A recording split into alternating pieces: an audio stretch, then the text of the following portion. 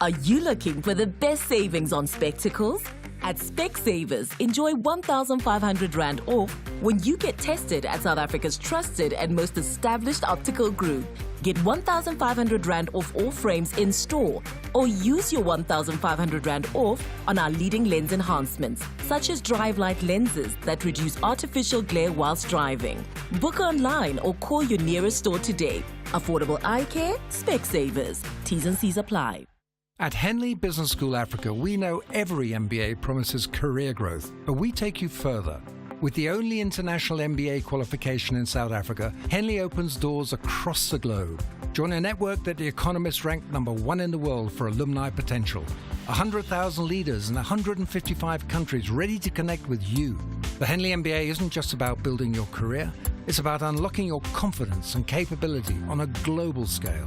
Visit henleysa.ac.za. The National Pulse with Ashraf Garda on SAFM. You're listening to the National Pulse, weekdays 3 to 6 p.m.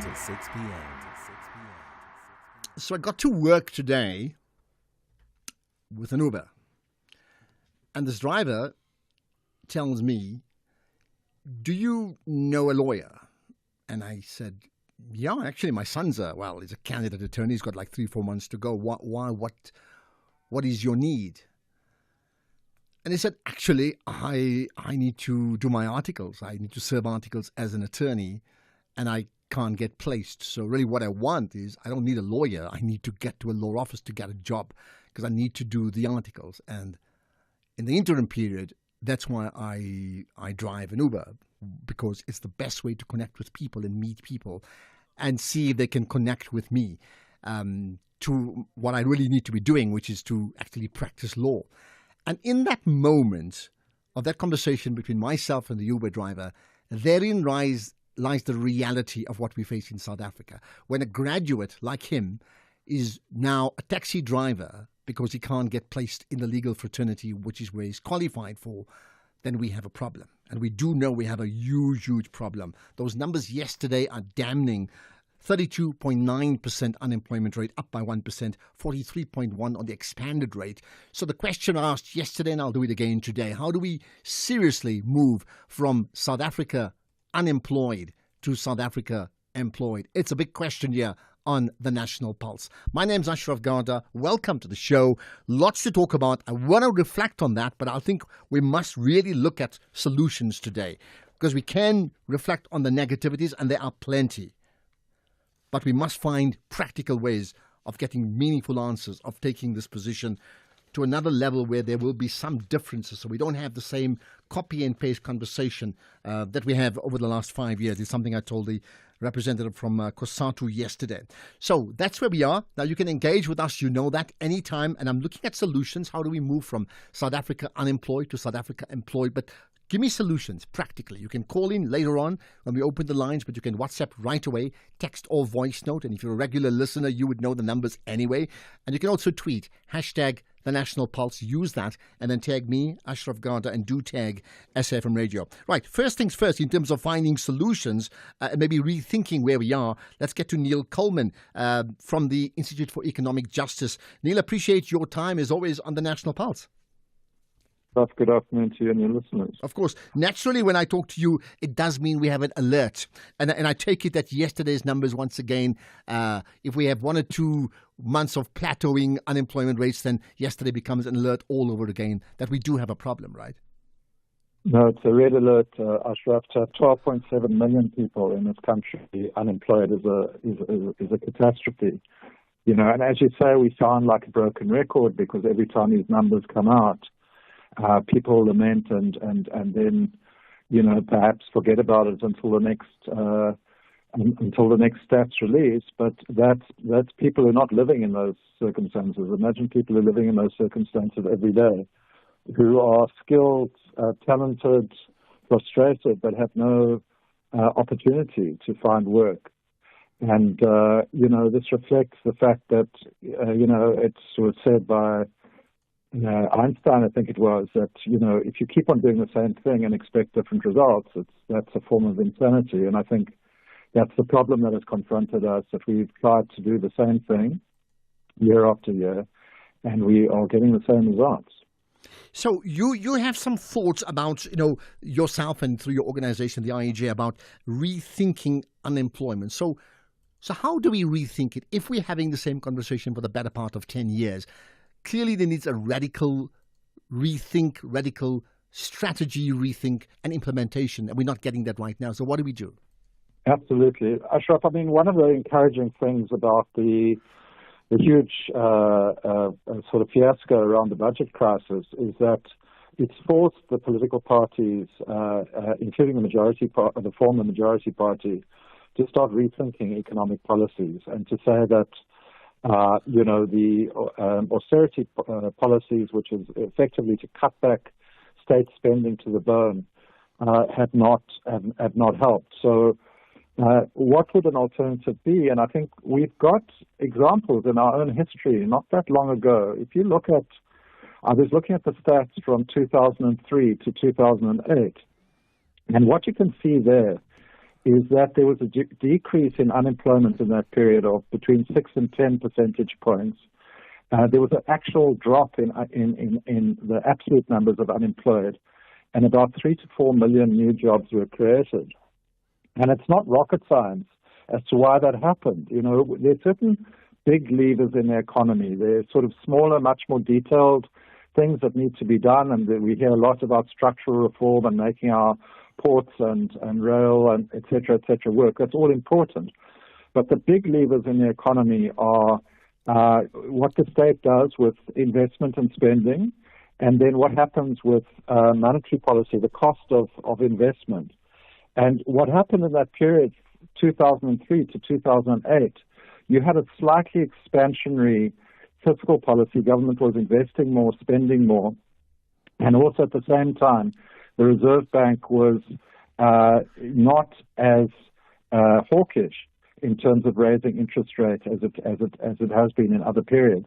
So you had a sort of a virtuous cycle of promotion of investment and growth in the economy. So when people talk about pro-growth economic policies, these are very important elements. And the other thing you had during that period was a more activist industrial policy. In other words, the deliberate decision to invest in promoting certain job-creating sectors in the economy.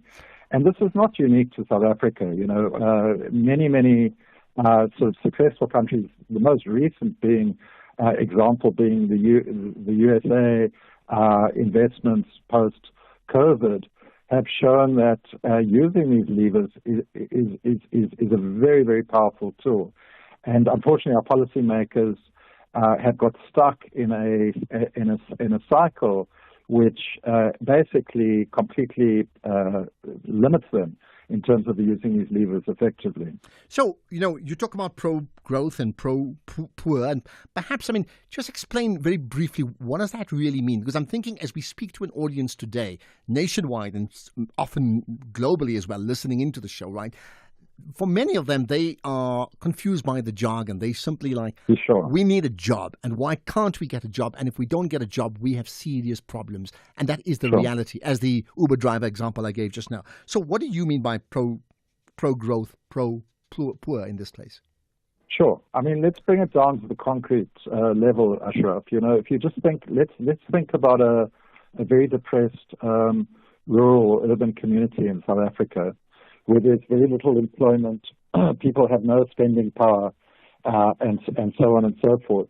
If public investment is poured into that community, and people have access to income, then what happens is that you have a virtuous cycle of them spending and investing, and employment being created. This is, the theory that John Maynard Keynes, a famous economist, promoted with very great success in a number of post-World War II countries. So it's the idea that you need to stimulate investment and stimulate growth. And so, certain types of investment have that impact. And you know, it's sort of a bit counterintuitive because some people think, well, you know, it's only through investing in infrastructure, which takes many years to roll out, that you can do that. But actually, it's a combination of many different types of investment, even in your health system, you know, giving people access to income to spend in their communities, and so on and so forth. So there's not one silver bullet. It's a combination of policies. But if you starve the economy of that public investment, and you make investment too expensive, for example, through very high interest rates, then businesses can't borrow and spend and create jobs, etc. Yeah, that's a good point, yeah. So this is the challenge that we face. Okay, so therefore, to wrap up, and I'm not too sure whether you actually do have the ear of the president, right, or even National Treasury, and there's a budget speech coming up, as you know, next week, right? But if you could advise President Ramaphosa just on one issue, on the issue of jobs and joblessness, and to make one effective change that will see the benefits immediately, what would you tell him? Well, I think there has to be a much more expansionary budget.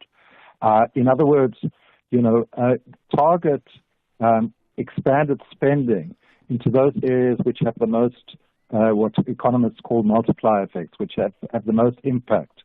And that's not one area; it's multiple areas. And the notion that we can't afford to spend more because we've got high debt is something that a lot of South Africans believe is the problem. But that's not the case. The problem is that we have very high cost of servicing our debt. The interest rates are extremely high in terms of servicing debt, and that can be brought down. So the borrowing is not a problem. You can borrow as long as you're investing productively.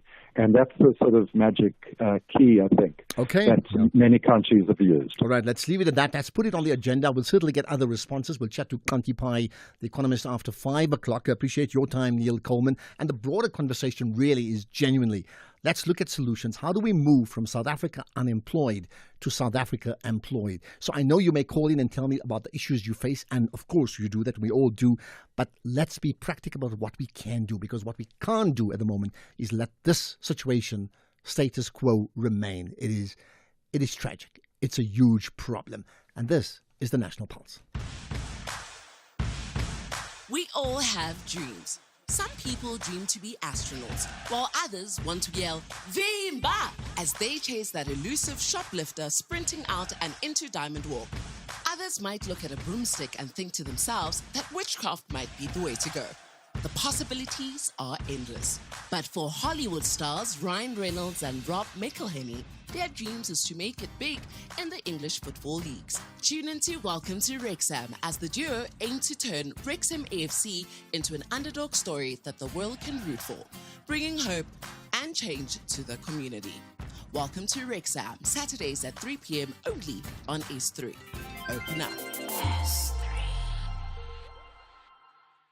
Hey Zama, have you submitted our employer reconciliation declaration? Oh no, not yet.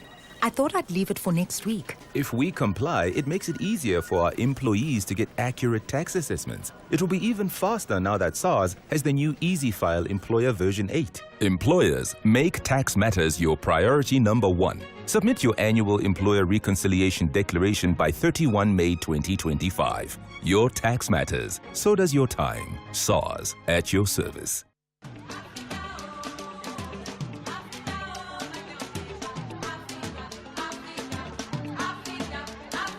This May, SAFM celebrates Africa Month with you as we honor the legacy of the Organization of African Unity. We bring you rich conversations and the vibrant sounds of Africa. Music that moves the soul.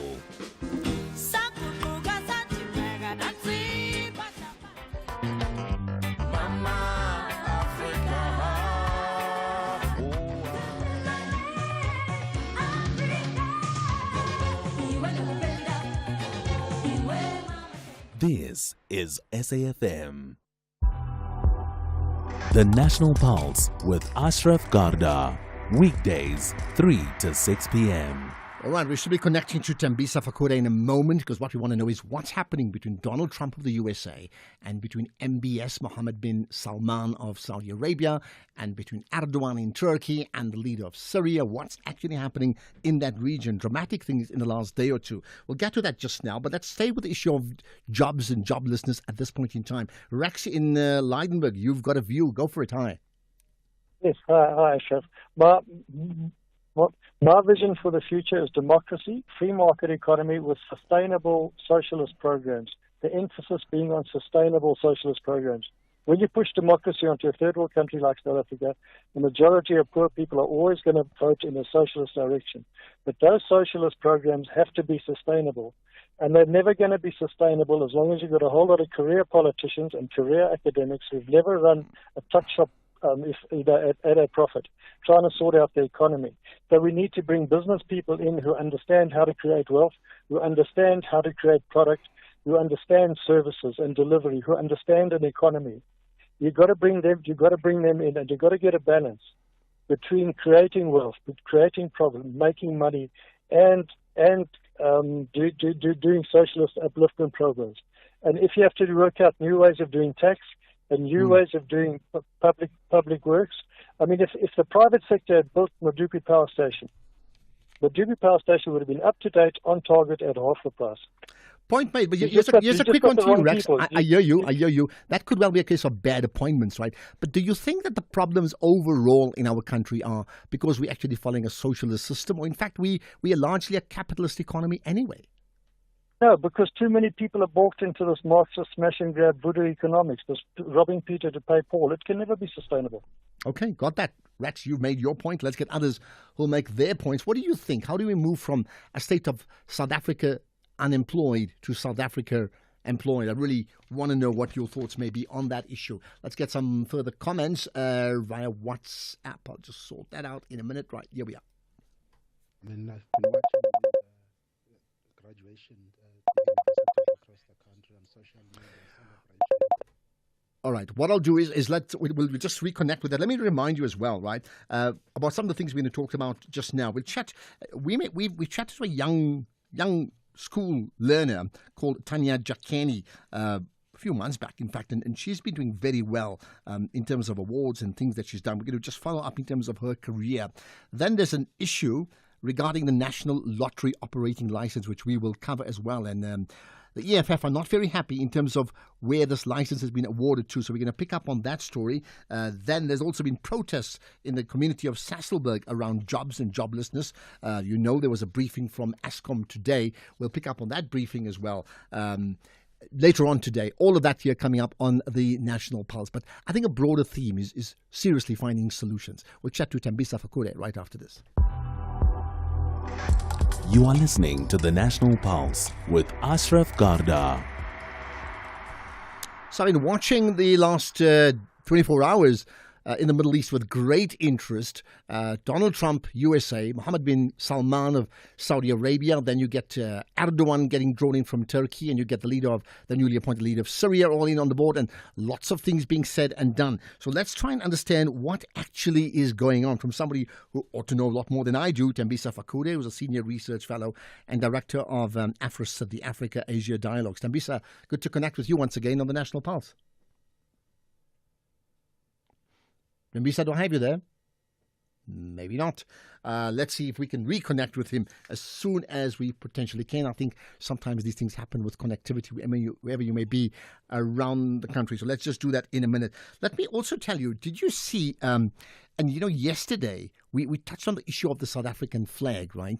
And just to what degree of the flag do you carry on your heart? And I'm just quite interested to know further on, would you want to take that a step further in terms of developing a new sense of patriotism at a time when the country is under attack, right? Okay, Thembisa, you there now, right? Hi.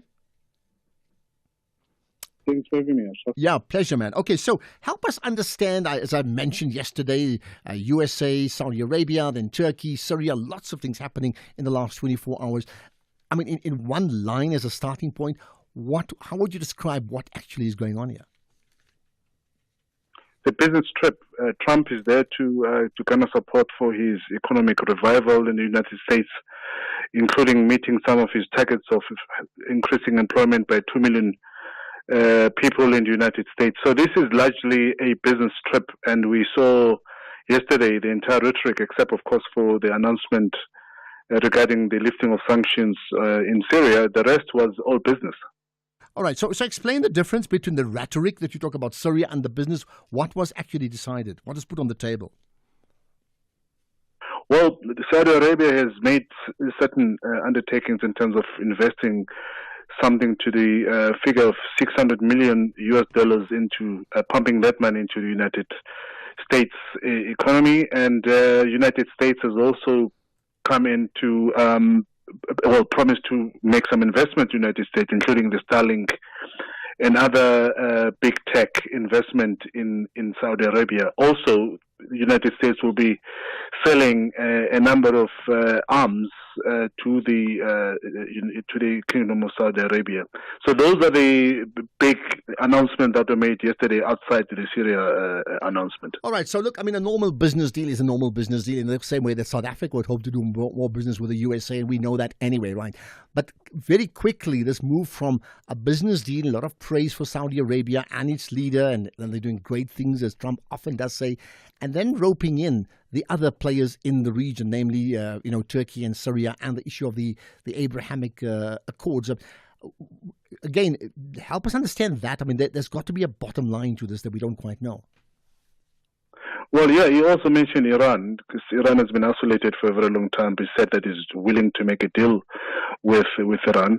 The issue of Gaza, of course, was muted. One would have expected that he was going to talk about it at length yesterday. He didn't. In the meantime, Benjamin Netanyahu continues to bombard Gaza. Yesterday, 60 people were killed, 20 of those were children.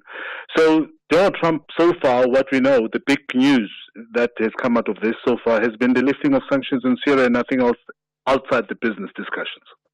And that Syrian lifting, you made reference to the support of Saudi Arabia and Turkey in terms of getting the sanctions lifted. Did he explain why it was important to get these sanctions in Syria lifted? I see there was lots of celebrations around it. Well, he didn't explain, but we know why. Mohammed bin Salman and Qatar have been pushing for this for a very long time. They went on to squash the Syrian debt at the World Bank and International Monetary Fund. And they've been pushing for the lifting of sanctions because they believe that Syrians deserved a better chance to make it in terms of reviving their economy. Tayyip Erdogan has also been very forceful in terms of pushing the United States to lift the sanctions. The European Union has already started lifting some of the sanctions. So this is a big announcement that Donald Trump has been telling us about for the past couple of weeks. And yesterday we got to know exactly what it was. Unfortunately, it was not about Gaza. Well, Donald Trump often talks about the art of a deal, which means he would understand his own bottom line. And it's not just in rands and cents. There's got to be sort of huge degrees of political influence. So what do you see is the overall end goal of all of this? Because you also touched on Iran. At the same time, you made the point about a very muted conversation around Israel and Palestine yesterday. So what do you see is the end goal in terms of this card-playing game? Donald Trump is interested in two things. One is his own himself, personal branding of Donald Trump. The other one, of course, benefiting his peers and friends in the United States in terms of business.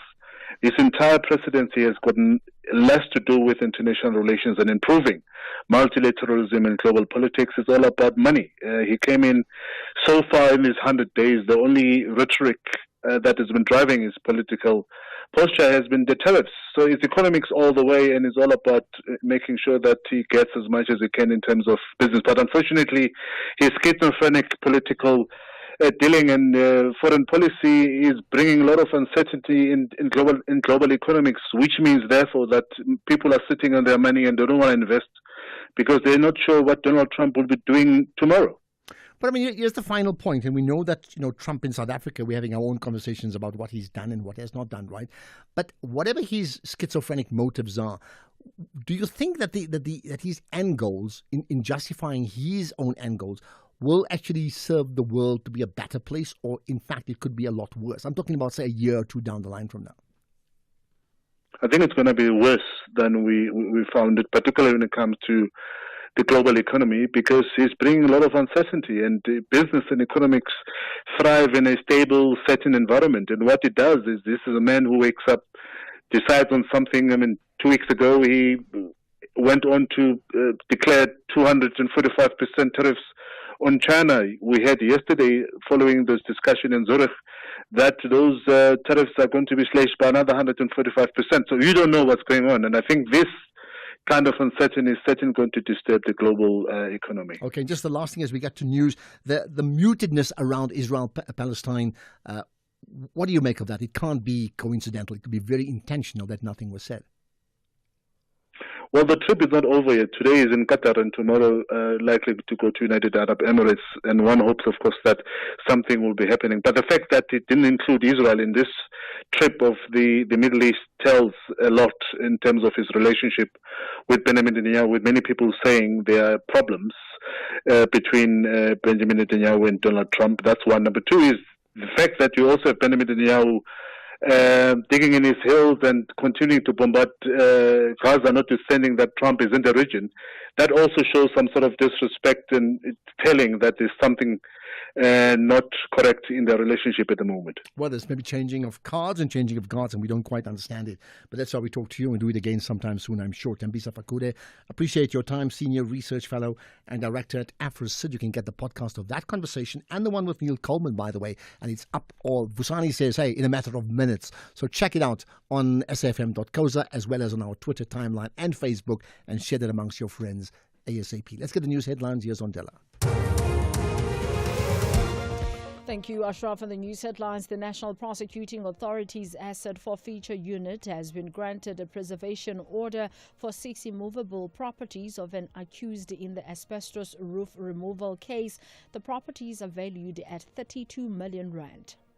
The Central Energy Fund has handed over list assets and 5 billion rand in funding to operationalize the newly established South African National Petroleum Company.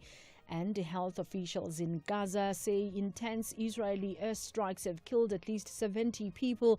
Medics say the most of the dead were killed in strikes in the Jabalia area in the north of the territory. A full update follows at the top of the hour. SAFM, guiding you through the rush hour traffic. Good afternoon. Starting off in Gauteng, the N1 southbound in Sunninghill has a stationary vehicle before Rivonia Road exit. The M1 southbound in central Johannesburg queuing towards Crown Interchange, and Grayston Drive eastbound in Sandton has a crash near Linden Street. In KZN, the N3 eastbound has a truck crash reported at Marion Hill Plaza. All lanes are open. The M7 eastbound queuing towards Bellville Road exit and Umgeni Road westbound slow moving through Springfield Park. In Cape Town, the M3 southbound slow moving towards Rhodes Drive. The N2 in Somerset West queuing at Onverwacht Road, and Voortrekker Road in Goodwood slow moving at the N7 checks Havel Drive. With your traffic update, I'm Irma G. This is SAFM Sports with Tumi Nkgapele. So to me, my understanding is that Sundowns still have not won the league. Yes. Because Pirates won last night. But it's the end of the road for their coach. Yeah. And gave him a farewell of note. I think it was an absolutely amazing farewell. You could see some tears here and there. Even the fans themselves were able to say goodbye. I think for me, takings from last night and some of the things that he said is that, number one, we have a great league. He praised the standard of football, and I think one thing for sure, he did contribute to improving the standard of football, just looking at where Orlando Pirates is thus far. He says he will not coach any other team should he return to the country, and he has also urged fans to support the next man that is coming in and respect him as a coach. And obviously we are still waiting on an official announcement of his new side. However, he does say that he decided to take up another job elsewhere because he's motivated by the appetite for success. Moving from Orlando Pirates to a better place is not easy. Not a better place. There's no better or worse. It's different context. We as a coaches, same as a players, when we move, when we change, we try to go somewhere where we can challenge ourselves. It's not about winning more or less, it's about okay, I can do this here, I did it for 3 years. Can I do the same thing somewhere else, in a different context, in a different environment, with different journalists in front, with a different pressure, with different. And that's the thing, that's what I want. Otherwise, I will finish my contract here in June, I will go back to Spain, I'll stay there, it's summer, it's nice to be there a couple of months, relax, and let's see what's coming. And if I'm doing this movement the way that I'm doing it right now, is because it's an opportunity for me to test myself, to challenge myself, and I'm not really thinking about what is going to be the outcome. The intention is to fight for the best, as usually, but let's see. And that's our poll for today. Who do you think is the next man, or should be the next man in line? 3 options. Should it be a foreign coach, a local coach, or should they use a 3-coach system? And so far, it's 50-50 in terms of having a foreign coach and a local coach. But you don't have names, right? Yeah. I mean, you just said foreign, local. I just said foreign coach, local coach, or they should use a 3-coach system. They can head to my X page, Duming Kapele, and they can just vote there. Let's hear what their thoughts are. We'll get maybe Vusani to repost from. What are your SAFM. thoughts? I don't know at the moment. I mean, listen, you're the expert. I need to find out. I'm more interested in names as opposed to foreign coach, local coach. Like if you told me, should they get X, Y, Z? Yeah. Then I would say I think they should get X and not Y. I At see. the moment, I'm a bit bland on that, so I'll leave it to you. Well, on Mamelodi Sundowns' side, they are hoping to seal the Betway Premiership title with a win over Chipa United tonight. Masandawana just need 1 point to cement themselves as 18-time league champions. Chipa are clinging to 8th place on the log, level on points with Kaizer Chiefs and Maruma Gallants. Elsewhere, Cristiano Ronaldo says that he's very proud of his eldest son after he made his debut for Portugal under 15s. Cristiano Ronaldo Jr. came in on the 54th minute of a 4-1 win against Japan in a tournament in Croatia yesterday. Then in rugby, with the Currie Cup qualification confirmed, attention shifts to this weekend's SA Cup semi-finals in Nelspruit and Kimberley. The Pumas host the Welland Cavaliers at the Bombela Stadium at 7 p.m. on Friday, with defending champions Griquas taking on the Cheetahs at 3 p.m. on Sunday. And then in cycling, the final stage of this year's Tour de France will go up at the Bout Montmartre, a year after the road race of the Paris Olympics went on the iconic hill. The tour has been finishing on the Champs-Élysées every year since 1975, at the exception of 2024 when it ended up in Nice. And the tour starts on the 5th of July in Lille and ends on the 27th of July. Finally, in tennis, Coco Gauff beat Mira Andreeva 6-4 and 7-6 to advance to the semi-finals of the Italian Open, and Gauff could face the winner between Arina Sabalenka or Zheng Qinwen, and we'll definitely be looking and keeping an eye on that, but super excited for Coco and her win. On that note, it's a wrap from my side for now. I'll have more in the next hour. Perfect. And then we want them to vote. Yes. So go to Tumi's timeline. I'll repost as well.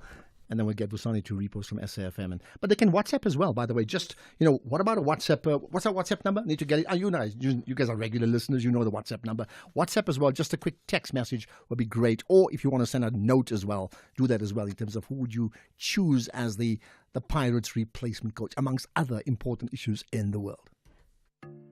In times like these, everyone is looking to save wherever they can. But you don't have to be a detective to know that with OUTsurance, you could be saving big on your car insurance. Hear it from real OUTsurance client Marius. The great big saving that I've got, R765, 27% a month on my premium. It's so quick and easy to swap over. I am part of the OUTsurance family. It's a no-brainer. SMS out to 30754. That's out to 30754. Saving on car insurance makes you feel like a winner. And the best part is, if OUTsurance can't beat your car insurance premium, ask them for 500 Rand cash. And make that 1,500 Rand cash if you've been claim-free and with the same insurer for 3 years. SMS out to 30754. That's out to 30754. With OUTsurance, you always get something out. A licensed insurer and FSP. T's and C's online. Honey, what are you doing? I'm stretching for tonight. I thought you're not.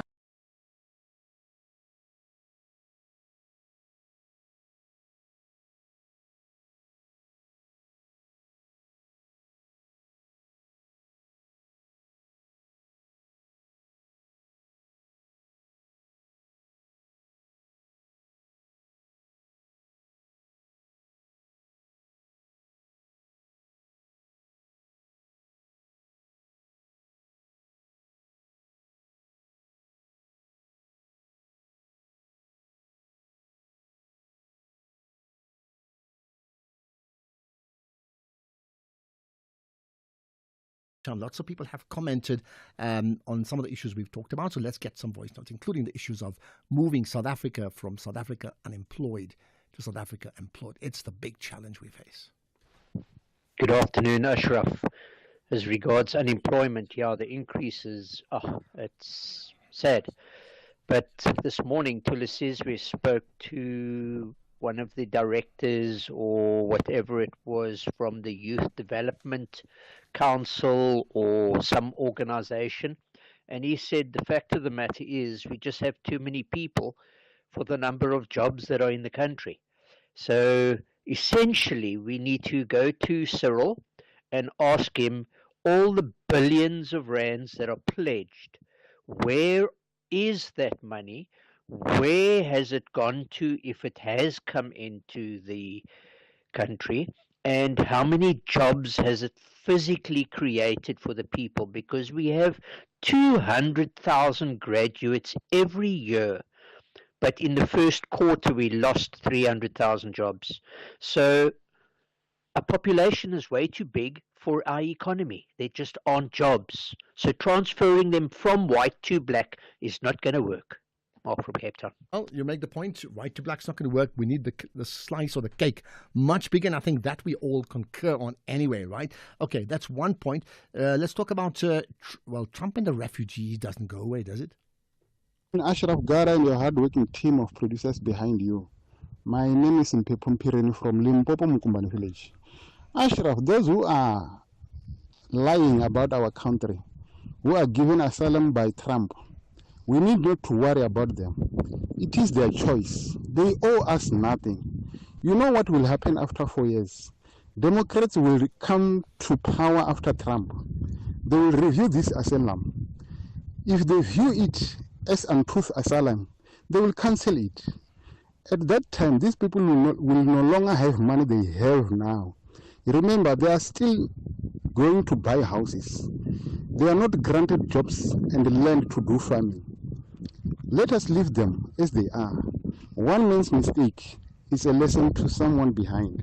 Thank you so much. I am Mpepho Mpireni. Thanks for that. Mukumbani village. Thanks, Mpho. But I'll tell you what, it's not just that they're going away, because, I think more people emigrate than 49 in a year, on a regular basis, right? They go for different reasons. It is because of the actual story around it. Remember, this was sparked off initially by the AfriForums and the Solidaridates, who effectively, and their allies, who effectively went on a very intentional campaign to reflect what they see is all wrong in South Africa. And part of that reflection is the way Donald Trump and company have now responded. Themba in Protea. Let's get your thoughts, sir. Themba, hi. Themba, you live on the air? Themba, do I have you there? No. Okay, we'll connect. Themba, you live on the National Pulse. Go for it, Themba. I'm not sure about the Premier, Panyazo Lisufi. Why you jump to comment about the arrest of this guy who been Tembisa Hospital? Why he doesn't give the detective or whoever to comment? He's the one who comment about the arrest. What is it that they are scared to be divulged? Understand? Because he mentioned names. So is he trying to protect those people who are behind the burning of Tembisa Hospital? I found it very strange. All right. I need to get completely up to speed with that to even comment with you. I'm not too sure where that is leading to, but got that, Temba, in Pretoria. We'll get to a guest now as we'll get something.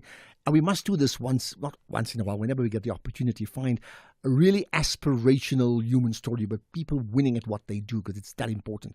We'll talk to Tanya Jakeni after this. Whether it is a CCMA referral, problems with a mechanic, or unfair blacklisting, Clientele legal plans are affordable, and you receive up to 670,000 rands worth of legal services per year. We cover civil, criminal, and labor-related matters. Our legal team will be your support 24 hours a day. SMS SAFM to 32195. That's SAFM to 32195. Clientele General is an authorized FSP and a licensed non-life insurer. T's and C's online. Standard rates apply. You're listening to the National Pulse. Well, I mean, here's a challenge to you, and we often talk up people who are doing great things. So have you ever encountered someone who, excels, not just in one thing, but just about everything? Well, Tanya Jakeni may be one of those people. She was one of the notable winners in this year's Gauteng Women's Excellence Awards, and she was recognized with an award in the girl-child category, having represented her school, Bathory English Private School, at a debating competition. I think we chatted to her before, in fact. So we thought, let's in fact track what happened then and where she is now, right? Tanya, I appreciate your time, and thanks for connecting to us once again on the National Pulse. Thank you so much, sir. I truly appreciate that. Thank you. So tell us, you may remember, when did we last speak? And at that time, what happened then? Then we're going to find out what's been happening to you since. Okay, may you please repeat the question again? Are you asking about what I have been doing? When we last spoke here, what have you been doing since? Oh, okay. Currently I'm a matriculant learner, but not only that as well. I've been invited in many awards, like I was invited in Gauteng Women's Excellence Award by the Premier of Gauteng. So I was part of Gauteng Women's Excellence Award, and I won the Girl Child Award. I've been invited in Botswana by the President of Botswana for the awards as well, yet to attend the Ramaphosa Awards as well. And besides that, we've recently launched a debate team in our sister school, which is Eaglesview Christian School, situated in the Northwest.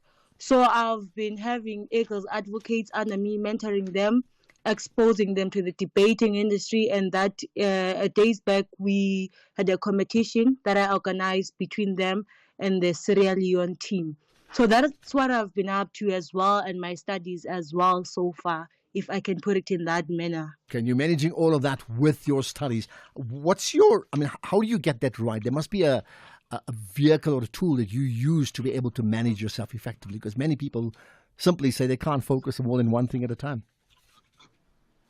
It happens, but when you are a debater or when you are a speaker, when you are a leader, you must be able to multitask. You must be a human being that can be able to try and focus in many things at the same time, because this life has no balance. If you focus at one thing at a time, there is no way that you will be able to do other things, which is sometimes your life can stop. I try to do it, sometimes maybe once in a while when you're about to have competitions, I check up on them and all that, and then you conduct virtual calls. You don't really have to meet all the time, because we met when we launched the debate team at their school. Now we've been connecting virtually. The competitions were happening virtually as well. So I can say I try to manage my time by making sure that I spend precise time on each and every activity that I can do, if I can put it in that way. That makes me so technomopostical as well, I often talk about linking your personal purpose with a national purpose, meaning whatever you do that's good for you must also benefit the country. How do you think you're doing that? I know you're in school, but you have big plans, clearly. May you please repeat your question again? It was not really vivid with me. I was saying, you clearly have big plans. I'm very interested to know, how do you link that, what you're good at, so that the country can also benefit from it? Okay, that's a very good question. I'm so impressed by it. As much as I'm very talented in speaking and in debate and all of that, so in terms of how can a country benefit from that, as I've said, we've recently launched a debate team in our sister school, right? So I've been engaging again in other organizations there and there, whereby I engage with other speakers, try to put my input there and there. I think that is part of nation building as well, as much as I cannot do much. But hopefully that after completing my matric, I'll be able to open my own debating academy, whereby I'll be just freely hosting everyone from any type of background and being able to make sure that they just join and all that. So in a way, I would say that whatever I'm doing, how does it link and how does it benefit the nation? The moment I become able to train someone else, and that person will be able to train their own people. Now it's circulating. I'm teaching them how to be able to share whatever they have. So in a way, what I'm doing is to train others. I was trained. So now I'm nurturing other people's talents, exposing them into different fields, making sure that I connect them and they network with other speakers internationally as well. I think in a way it does benefit the nation, because at the end of the day, those people will be able to recognize their own people and making sure that they will be able to nurture them and grow them. Because I stand by saying there's nothing makes me more happy than seeing an African child prospering a Ferrari in a human form. Well, there you are. I can think, you're very much a learner, but you actually come across as a teacher. And I think there are many people listening who say, I wouldn't mind being mentored by that young person, as opposed to the older person mentoring the young person, because you seem to have the wise head on your shoulders. Is there one other last point that you can leave us with? Just something to consider, considering some of the challenges of young people, considering, there's such a high unemployment rate. I mean, have you been following that story about just so many people not working and what advice you can give them? Oh, yes. I follow those stories a lot, because when you're an international person, you have to know your current affairs, because sometimes when you attend a competition, they just randomly give you a new topic and you need to be aware of it. So what message would I give to those people? Okay, I'm not really a victim of unemployment yet because I'm still a minor. But I would always tell them that, sometimes I literally feel that you do not always have to rely to the government in order for you to be employed. You do not always have to look all up to the government all the time. I personally believe that sometimes you can employ yourself. Find what is it that you're good at it. Just grow it up, nurture it.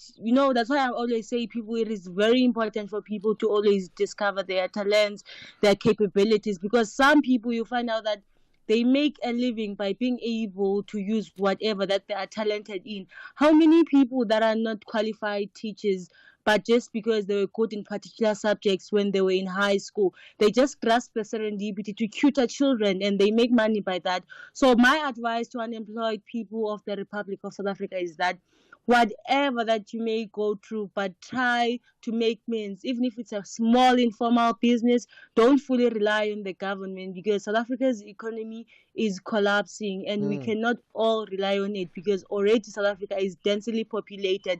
My advice to them again, they must not give up. They must continue trying other alternatives. If they have to go back to school because maybe they're not qualified for a certain job or skill for that job, they must go back to school and just fight for what belongs to them.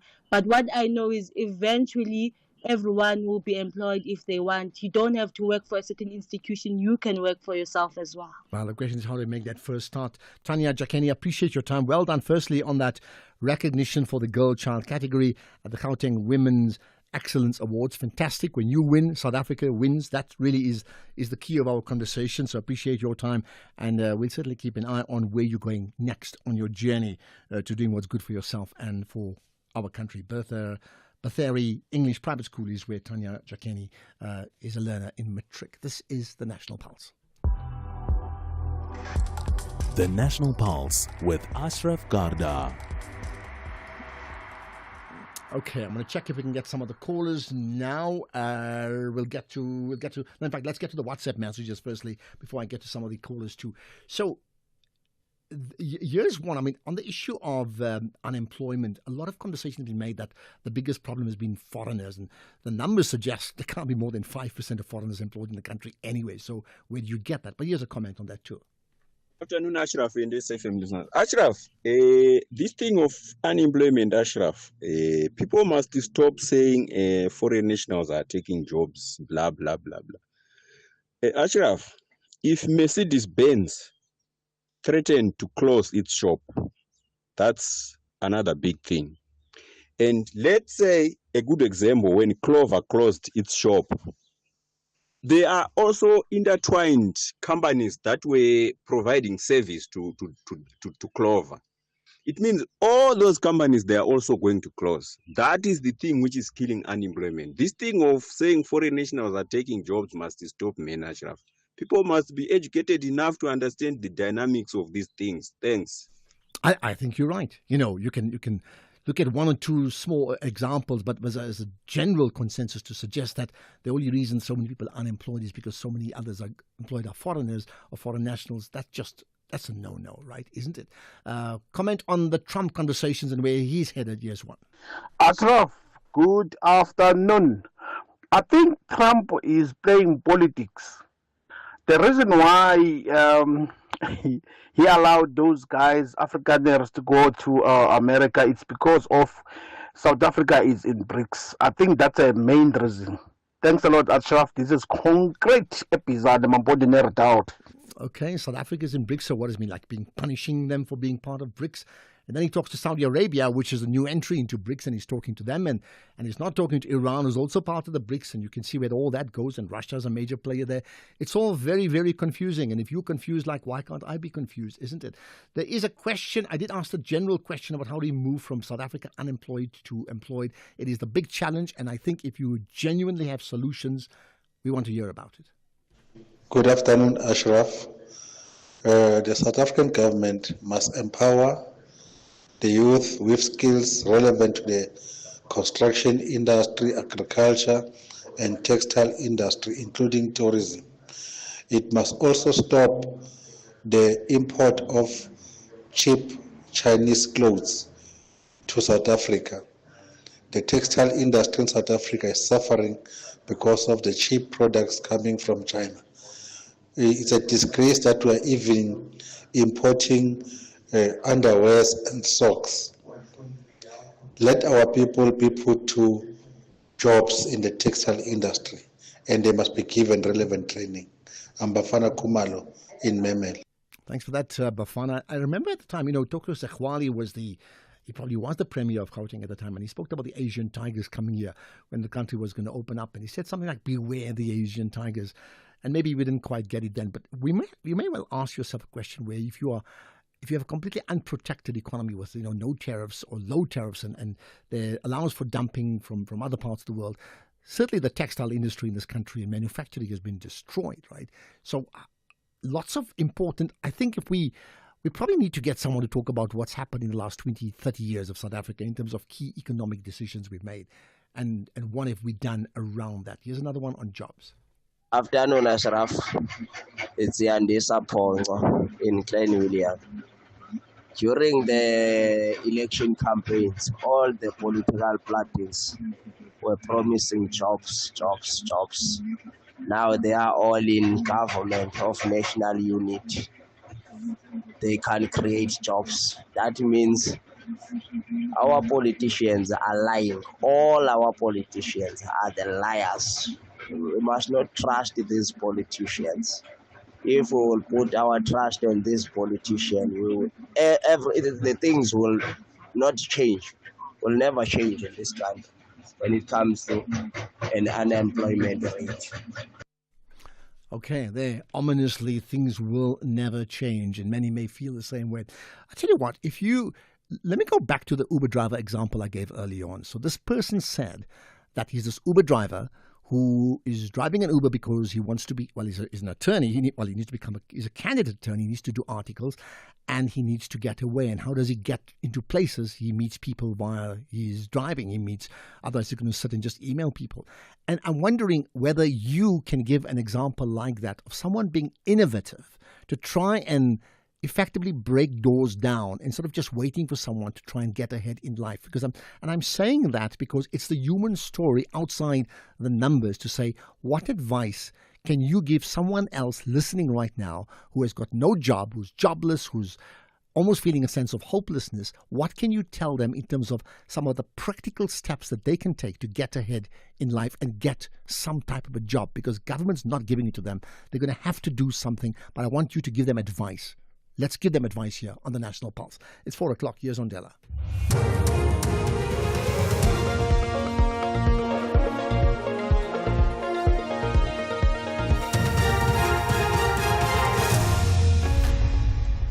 Thank you, Ashraf. Top stories at 4. Properties seized in the asbestos case and multi-billion rand assets leased to newly established SANPSC. For SAFM News, I am Ondela Mbana, and a very good afternoon.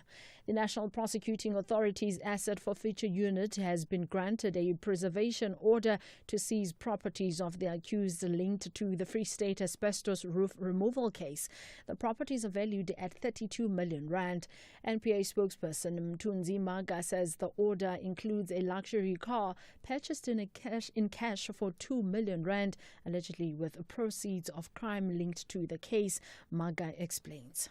We presented evidence convincingly to the judge that these were proceeds of crime, and it is part of an aggressive strategy by the NPA's Asset Forfeiture Unit to ensure that the state capture-related cases, the financial incentive that many accused persons derived from that, is taken away from them. The Central Energy Fund has handed over list assets and 5 billion rand in funding to operationalize the newly established South African National Petroleum Company. 3 of the CEF Group subsidiaries, including iGas, the Strategic Fuel Fund and Petro SA, have been merged to form the SANPC in a process which began in 2020. The formation of the petroleum company follows President Cyril Ramaphosa's 2020 State of the Nation address, where he emphasized stabilizing and refocusing state-owned entities to drive economic growth and development. Chairperson of the CEF Group, Ayanda Noah, addressed the media in Sandton today. One of the pieces of work that we did in establishing the SANPC was really to develop a business case and look at the market and see how big is the size of the opportunity in the market. And we know also that the oil and gas environment is susceptible to geopolitical tensions that happen, where you may find in some cases that, if there are certain countries in the world that are sanctioned, we may not be able to do work with them, especially when it comes to our own security of energy supply. That is also another consideration in forming this very formidable company.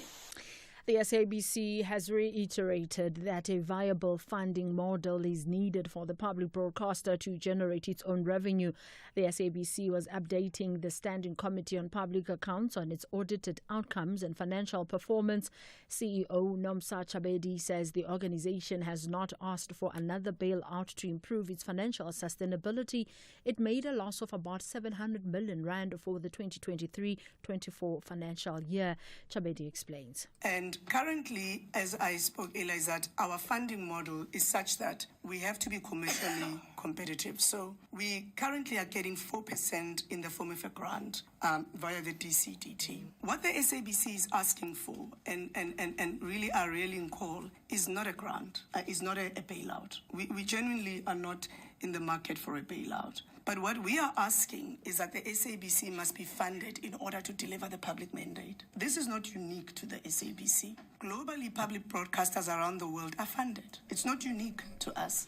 The Western Cape remains the province with the lowest official unemployment rate at 19.6% in the first quarter of 2025. Western Cape Premier Alan Winder says the province has maintained a rate below 20% for 3 consecutive quarters. Winder says improvements in the expanded unemployment, absorption and labour force participation rates further highlight economic progress. He says over 100,000 jobs have been created in the province year on year. Wendy says the continued support for businesses and entrepreneurs is vital to sustaining this momentum. It is important that our economy really flourishes, because that is how we bring real change for our citizens and give them hope. There is a future. Whether you are still at school, you can see a future for yourself. Whether you're an entrepreneur, there's a place that you can take risk and start a business that's going to find success. peace. And congratulations and thank you very much to every single business in our province that has gone ahead and improved, invested and created these jobs. Health officials in Gaza say intense Israeli airstrikes have killed at least 70 people. Medics say the most of the dead were killed in strikes in the Jabalia area in the north of the territory. The Israeli military has not issued an immediate response. The BBC's Hugo Bachega has the details. A video posted online shows a man carrying the dead body of his baby boy killed in the overnight attack, saying, "The world is just watching." The last 24 hours have been particularly violent in Gaza, with Israeli attacks killing around 100 people. And for more than 70 days, the Israeli military has imposed a ban on the entry of basic supplies into the territory, which has led to a worsening humanitarian crisis. The Prime Minister Benjamin Netanyahu has vowed to expand the Israeli offensive in Gaza, saying that nothing will stop the war. Recapping the top story, the National Prosecuting Authority's Asset Forfeiture Unit has been granted a preservation order for properties of the accused linked to the Free State asbestos removal case. I'm on Dilambana for SFM News Headlines at 4:30. In sports, Sundowns on the brink of title success and Sharks boosted by the return of Itzebeth to face the Scarlets. More details at 4:30. SAFM, guiding you through the rush hour traffic. Good afternoon. Starting off in Gauteng, the N3 northbound in Bedfordview queuing on the link to the N12 east at Giluli's interchange. The M1 southbound in central Johannesburg queuing towards Crown interchange, and Mabopane Highway westbound in Pretoria has delays at the hairpin bend. In KZN, the N3 eastbound has a truck crash at Marion Hill Plaza causing heavy delays. The M7 eastbound, a truck crash recovery between North Dean exit and Belleville Road exit. The road's closed causing delays, and the M7 is queuing at South Coast Road. In Cape Town, the N2 Nelson Mandela Boulevard outbound queuing towards Hospital Bend, Batencroft Street outbound queuing towards the elevated freeway, and Voortrekker Road eastbound in Maitland slow moving through the area. With your traffic update, I'm Irma G. The National Pulse with Ashraf Garda on SAFM. You're listening to the National Pulse, weekdays 3 to 6 p.m. Okay, I love the fact that people are willing to give some advice around jobs. And I'm saying so because government can only say so much and so can business. So particularly if you want to advise a person listening who does not have a job, who's been really struggling and battling along, how can they be innovative? Don't say they must start their own business. That's one aspect, but it's not that simple. But how do you get ahead, like to get the door opened up? What do you need to be doing to be able to get a job? Can you give anybody any advice besides saying getting skilled? I mean, something that's very practical that they can do immediately. I'd love to know. This is the National Pulse. As always, your views matter. If you want to comment about the conversation I had with Thembisa Fakude regarding Donald Trump and Saudi Arabia in Iran and Turkey and Syria and Palestine and Israel, go ahead and do just that. You can also comment on the conversation I had with Neil Coleman, who spoke about the jobs crisis, and we'll chat to Kanti Pai about that as well after 5 o'clock, because clearly there's no question about it. If we looked at the job issue as a barometer, like a football club, and then you could say that our unemployment numbers suggest this club is sitting in the relegation zone, and in that case, that cannot be acceptable. They would need a drastic rethink about how they would come together and what they would do to try and get things right, isn't it? So in the same principle, why is it we've been that tolerant around this incredible decline of jobs and this incredible increase of joblessness, right, to the point where it's just the norm? 30%, 40% on the expanded numbers. There's no way that can be good. So we're looking at solutions as well, and I'd love to hear from you. We'll talk about another big issue and a red alert from the EFF after this. We all have dreams. Some people dream to be astronauts, while others want to yell, Vimba, as they chase that elusive shoplifter sprinting out and into Diamond Walk. Others might look at a broomstick and think to themselves that witchcraft might be the way to go. The possibilities are endless. But for Hollywood stars Ryan Reynolds and Rob McElhenney, their dreams is to make it big in the English football leagues. Tune into Welcome to Wrexham as the duo aim to turn Wrexham AFC into an underdog story that the world can root for, bringing hope and change to the community. Welcome to Wrexham, Saturdays at 3 p.m. only on S3. Open up. Night Talk with Oliver Dixon. When leaders need to account, we call on them. When society needs to debate, reflect, and advance, we're here to have the conversation. Join me, Oliver Dixon, on Night Talk every Monday to Thursday from 10 to 12 midnight.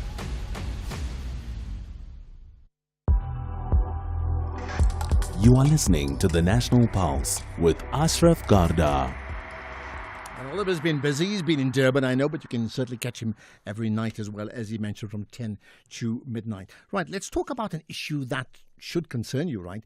The EFF has a red alert. They've written a letter to the Minister of Trade, Industry and Competition, that's Park Stow, regarding reports of the awarding of the National Lottery operating license to the Gold Rush Consortium. Now, the EFF says this entire process was done unlawfully. So let's get their perspective and the whole backstory to this and what do they want next with Sinawa Tambo, the EFF national spokesperson. Appreciate your time as always, Sinawa. Thanks for connecting on the National Pulse. Nice talking to you again, Ashraf. Greetings to the listeners. Thank you. Okay, give us some context here. What is the issue? What is your concern?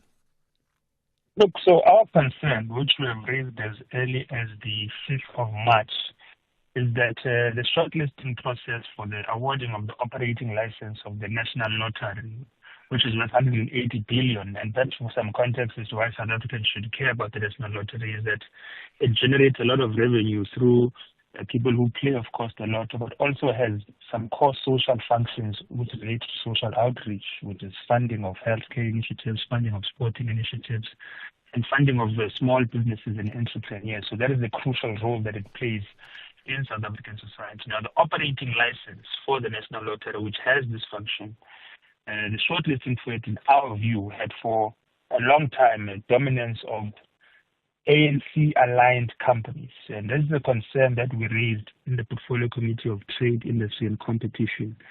The likes of Terra Investments, which has, Batu Trust is a subsidiary of it, which has donated 60 million to the ANC.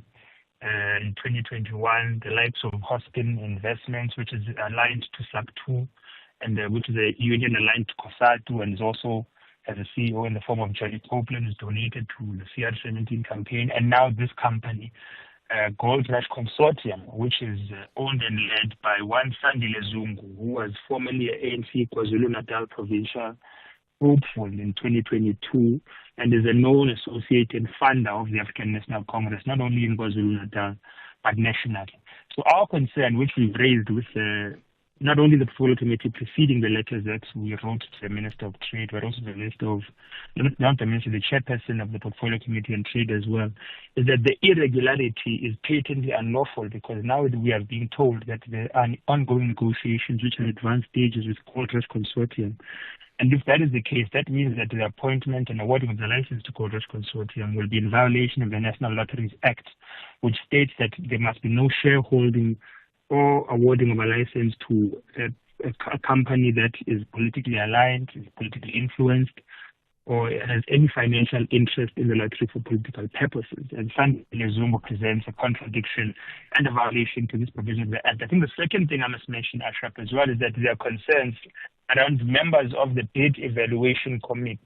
So two of them are said to have direct relationships.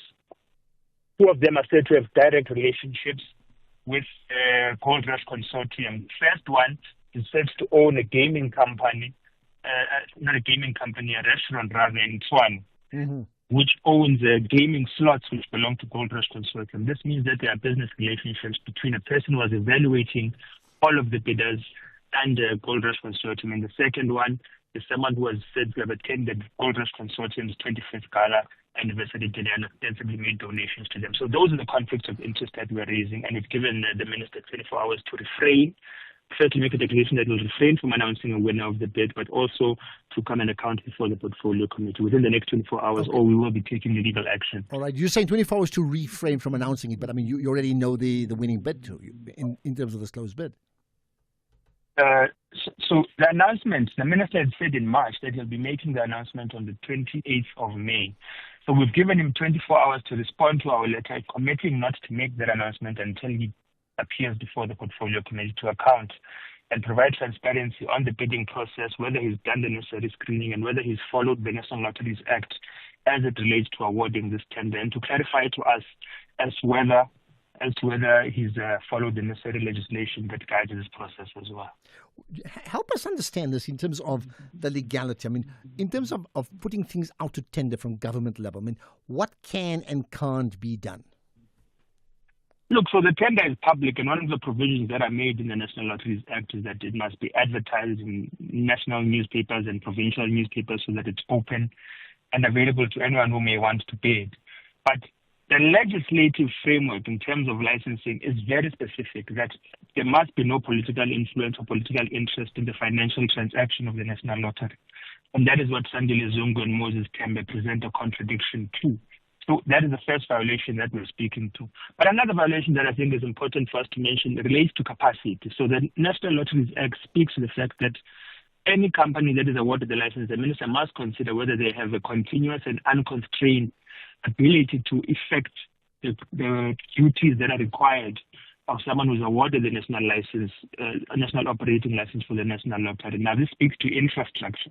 And already we are being told that any new bidding company will require 6 months to set up the necessary infrastructure. Now, how much more will this take for Goldrush Consortium? Because we are aware that they have made a marketing announcement to their shareholders and people interested in their securities and their shares that they are in the process of negotiating some deal that will require expansion of their business interests and their operation capacity. Now, this just only shows you already that they don't have the required capacity to operate the National Lottery, which is required by law in terms of the National Lotteries Act. So this is what is concerning us, and this is why we're raising the alarm. And hopefully before the 28th of May, we'll get the clarity and prevent a political backroom deal from taking over such an important institution.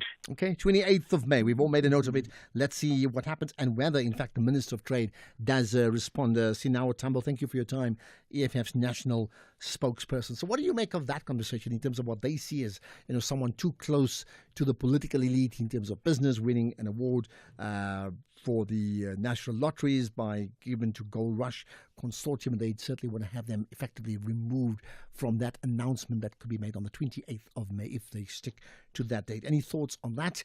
That's one thing. We'll also talk about, talking about under the scope of jobs and joblessness, there are residents of a community in the Sasolburg area, and they're pretty upset with Sasol. We'll talk about that next.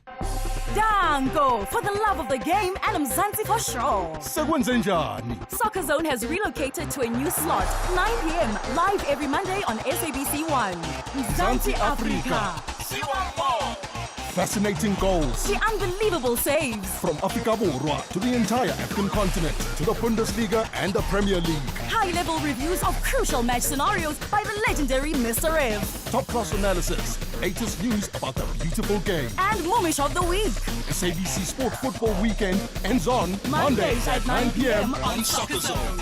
Live on SABC 1. Also available on SABC Plus and SABCSport.com. Proudly brought to you by SABC Sport. For the love of the game. Save and win a car with Spar for real. Stand to win one of 50 fiery red Hyundai Grand i10 sedans. Buy any participating products and swipe your rewards card to enter. Get 8 kg Spar Wolf dog food for $159.99 plus 400 megs free data on Spar Mobile, or 700 grams Spar pre-packed cheese for $89.99 plus 200 megs free data on Spar Mobile. Price is valid until 19 May while stocks last. T's and C's apply.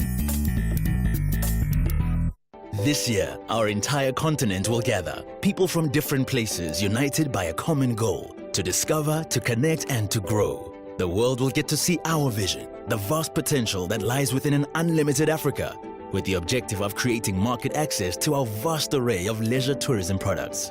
Join us from 12 to 15 May at the Durban ICC for this unforgettable experience. South Africa awaits. Come find your joy. Africa's Travel Indaba is proudly brought to you by South African Tourism. He's short, loud, and definitely not a licensed therapist, but he's asking the hard questions. It's Heart to Heart with Kevin, the only talk show where the guests spill the tea and Kevin spills the jokes. Real talk, real laughs, and real short host. Heart to Heart with Kevin, Wednesdays at 7 p.m. on S3.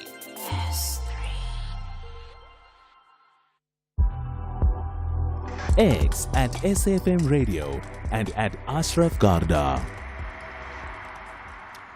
Yesterday we spoke about the Africa's CEO Forum and anything that you may have picked out of that is maybe worth that you want to talk about. And again, those examples, I'll take them just now via WhatsApp or text. Examples you can give a person who's unemployed. Practical examples of how to get ahead from a position of being unemployed to employed. Now, talking about that, let's talk about the community of Metsimaholo, that's Sasolburg, right? The residents in that region in the Free State have started picketing against Sasol in the area. Now, why are they doing that? They say that the giant energy companies are overlooking locals for jobs and procurement opportunities. So let's find out more about the protests and what have they done with JJ Singh, who's the Sasolburg community activist. JJ, I appreciate you connecting on the National Pulse. Thank you for the platform. Thank you very much. Thank you. So what is the accusation that Sasol is giving jobs to foreign nationals and not to locals, and therefore you're being prejudiced? Is that what it is? So the bone of contention really is that Sasol is hiring people from outside Metsimaholo, specifically people from Secunda. You would note that, when you look at something like getting employed at a mine, the minimum qualifications required to work at a mine is a matric certificate. And, and then what happens from there is that the Sasol would train you, incubate you, and give you a build capacity and then give you jobs. But the situation that's happening here at Sasol and Sasol Mining is that you have a situation where the HR guys are from Secunda. So they bring their homeboys here. So day in, day out, you have buses coming in full of people from Secunda, people from outside coming to work here. When we all know what the SLP says, the Social Labour Plan, when we all know what the DMRE says about local empowerment. So the community is not asking for anything outside what Sasol's deliverables are. They're merely asking Sasol to be accountable and do as per their contractual obligation. So help us understand this. I mean, in terms of the plan, as you said, their contractual obligation. What is the obligation according to you, and where are they falling foul? So it's not according to me. It's according to DMRE and Sasol, the contract they send as part of their contractual obligation. For example, they have a commitment that to at least take a minimum of 10 matriculants, upskill them, incubate them, and train them every year. These are the non-permanent employees, right? Every year. Now, in the past 5 years, when Sasol presented their social labor plan on Monday to us, they've only managed to train only 2 people. So if you count 5 years and we're working on minimum numbers, it should have been 50 matriculants. They failed to do that. Now, when you look at the HR division, as stated, that they have staff, the staff people that are running HR are from Secunda. Sasol's own investigation found out that, they hired a lot of people from outside, and they actually fired 2 of the employees from HR who went out of their way to exclude people from Metsimaholo and hire people from Secunda. Another issue is that a lot of these Secunda employees, right, come to Sasol as well here. They come to Sasol back in Metsimaholo with fraudulent operator licenses. Sasol's own investigation found that out, and they found out that a lot of the certificates that these guys had were actually generated from an internet cafe in Secunda. Now, unemployment is a big issue in Metsimaholo. It's not that there are no jobs. It's just that people from here deliberately excluded. People from Secunda are given preference. And we have not even started at looking at the supply chain, at businesses. A majority of the business Sasol awards at Sasol Mining and at Sasol is awarded to companies from outside. We obviously understand the sophistication around running an operation at Sasol Mining, underground support, and at Sasol inside the refinery. However, You know, the companies that are brought in are companies from outside, and that's not even a problem. The problem is that they don't hire locals. But they don't hire locals as an intentional thing, or is it a case of in certain areas where certain skills are required, they are not prevalent in your region, and therefore they are forced to seek elsewhere? No, it's very intentional. So a lot of these jobs, right, that we're talking about, right, because of the sophistication at Sasol and at Sasol Mining as well. Obviously, for jobs like your engineering, where you need chemical engineers or geologists, etc., those we understand, and those skills are available local, by the way. But a lot of these jobs, you need a metric certificate, and then the company takes you and they train you, they build capacity, and then you go in as an apprentice. You know, but even those minor opportunities, as small as they are, they're given to outsiders. How does that make sense? How does the whole community sit here and watch people coming in and out that we don't know? We're not saying people from outside should not be employed, but Sasol SLP speaks about fenced land communities. It speaks about hiring 80% local. They don't even do that. This is their own rules. It's not rules that we're making up. Okay. It's not that we have this big vendetta against people coming from outside. No, it's not even that. We're saying prioritize the fenced land communities. That's all. That's not asking for much. All right. So therefore, in terms of your picket today, has there been a response from Sasol? So yesterday, we started at Sasol Refinery. Sasol management came out. We had a meeting with them, but unfortunately, Sasol, in their true nature, they were very unresponsive. They've asked us to do something that we've been doing for the past 4 years. They simply said, we hear you, please jot down your issues and put them on a memorandum. Something that, I don't know how many memorandums we've given them. This year alone, they've received, there's been like 4 strikes about the same issue. They've been given 4 memorandums speaking exactly the same thing. So what must happen now? How should the community react to this? And because Sasol is a national key point, they pressurized the SAPS to arrest some of our community members. As we speak, 6 community members were arrested. 5 was arrested yesterday, and another one was arrested this morning. They're only appearing in court tomorrow. So tomorrow there's another march by the community. I actually just left the Section 4 meeting now with the different stakeholders. There's a communities gathering at the Zamdela station, and it's a big march. We're all marching in solidarity to go into to the Sasol court to go support the arrested community members. Yeah. Right. I'll tell you what we'll do is let's put out a challenge. We'll certainly get Keys and Temba to let's see if we can get Sasol's position on this issue. It's the only way we'll really get to the bottom of it. Maybe not today, but sometime soon. JJ Sasing, thank you for your time. Sasol's Sasolburg community activist around the residents of Matsi Maholo, and they're saying they're picketing against Sasol over issues of jobs and procurement opportunities that are going to others who are, outside the region and foreign nationals, and they're not developing and benefiting the people in that region in the Free State. Right, maybe time for a couple of WhatsApp comments I've got. Ashraf, the lotto in its current form should be scrapped. It is a scam, probably only benefiting some ANC cadres. It should be converted into a savings scheme where your ticket never expires and never loses its value, like the bonus bonds in the 80s that funded the Defence Force. Did they? Okay, learning something. Here's a comment on Sasol. Good afternoon, Dr. Ashraf. Dr. Ashraf, we are starting to have a problem of people referring to people from Western Cape or from Limpopo as outsiders. This is South Africa. We can't start this issue of, trying to label people as outsiders. If somebody from Gauteng come and work in Northern Cape or Western Cape, where's the problem there? We are all South Africans. We have to work. How? Well, it's interesting you raised it because I certainly picked it up as well. It's not necessarily even foreign nationals, but just foreign outside those towns. I mean, seriously? Hi, Ashraf and your team and lovely South Africans. It's Eddie from Ondalsres. The people of Sasolburg, they must stand up, even if it demands them to close the refinery. Let it be. In this country, these people who are in strategic position, they don't want to listen to our people. They want to listen to themselves. And it's not only Sasol, even here. Even here, in mining areas, it's like people are taken for granted.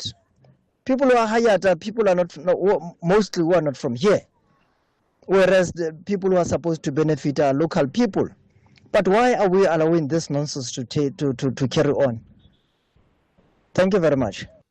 Clearly, lots of people are infuriated, as per that call from Addy from Oudendaal's wrist, right?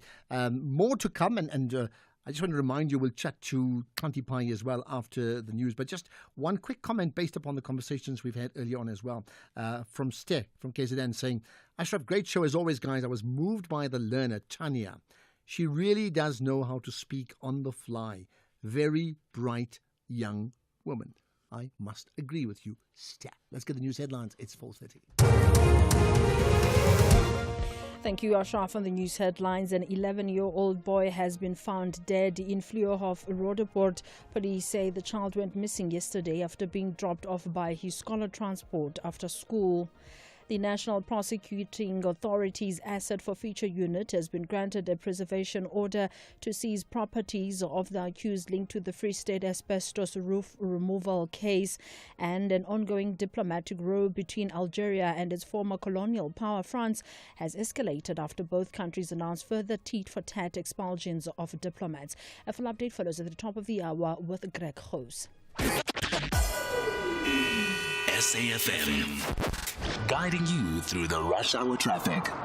Good afternoon. Starting off in Gauteng, the N1 southbound and four-ways queuing towards Winnie Mandela Drive, Mabopane Highway westbound in Pretoria, slow moving towards Theo Martins, and the N3 northbound in Bedfordview queuing on the link to the N12 east at Gululis interchange.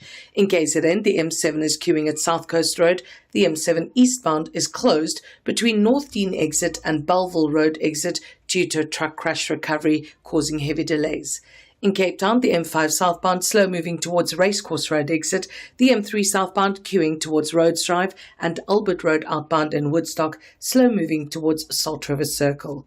With your traffic update, I'm Irma G.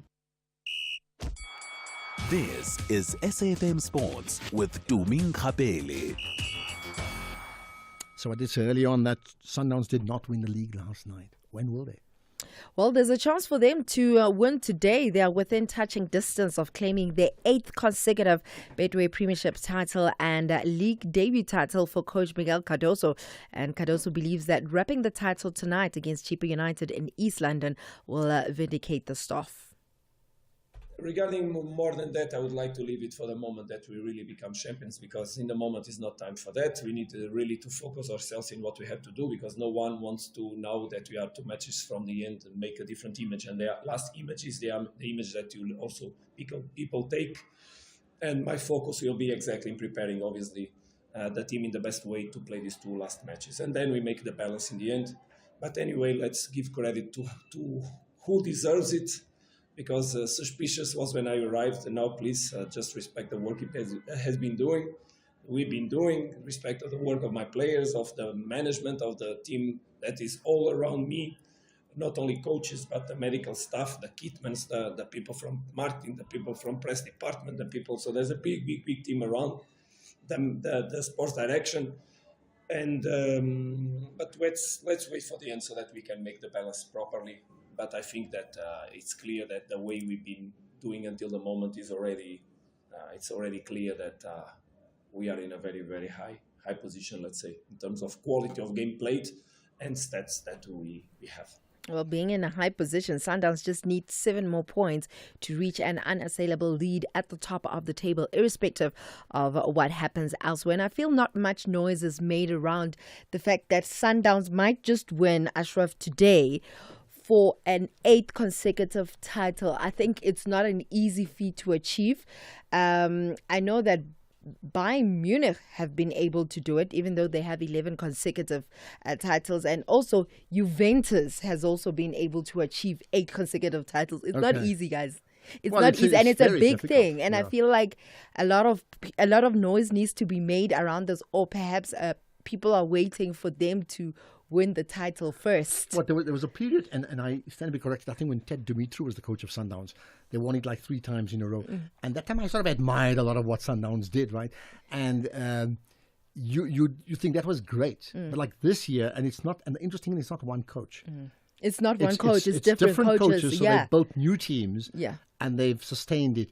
it either speaks so well about what they do, but also says how others are just falling short, because no matter what, they just can't match up with the sky is the limit. And they just perhaps, can't. the question is, the system that was placed back then for Sundowns to keep winning the way that they're winning, who do we credit this to specifically? Because there's a system that was in place, and then that coach left. And then other coaches came in. They just followed on. I do know some people are saying Patrice Motsepe for president of South Africa. He's got other things on his mind. That's another conversation. By the way, what's interesting, you mentioned, I think Glasgow Celtic also won 9 or 10 Celtic in a row. also, yes. But I wonder which team has ever won the most in a row ever in any league. Like, I don't know, 10, 15 years in a row. I don't know. But that's just like a one league. I just know that Bayern are 11 consecutive years in a row. And then they lost it last year. Yeah. Or something like that.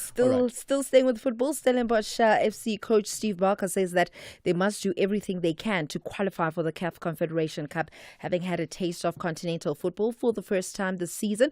The defeat at the hands of Sundowns on Sunday was a massive blow to their ambition, though, as they're no longer in charge of their own fate, but counting on Sekhukhune United to drop points in their last 2 games. Elsewhere, FIFA is aiming for a $1 billion revenue for the Women's World Cup. The 2023 Women's World Cup, hosted by Australia and New Zealand, broke even after generating more than $570 million in revenue.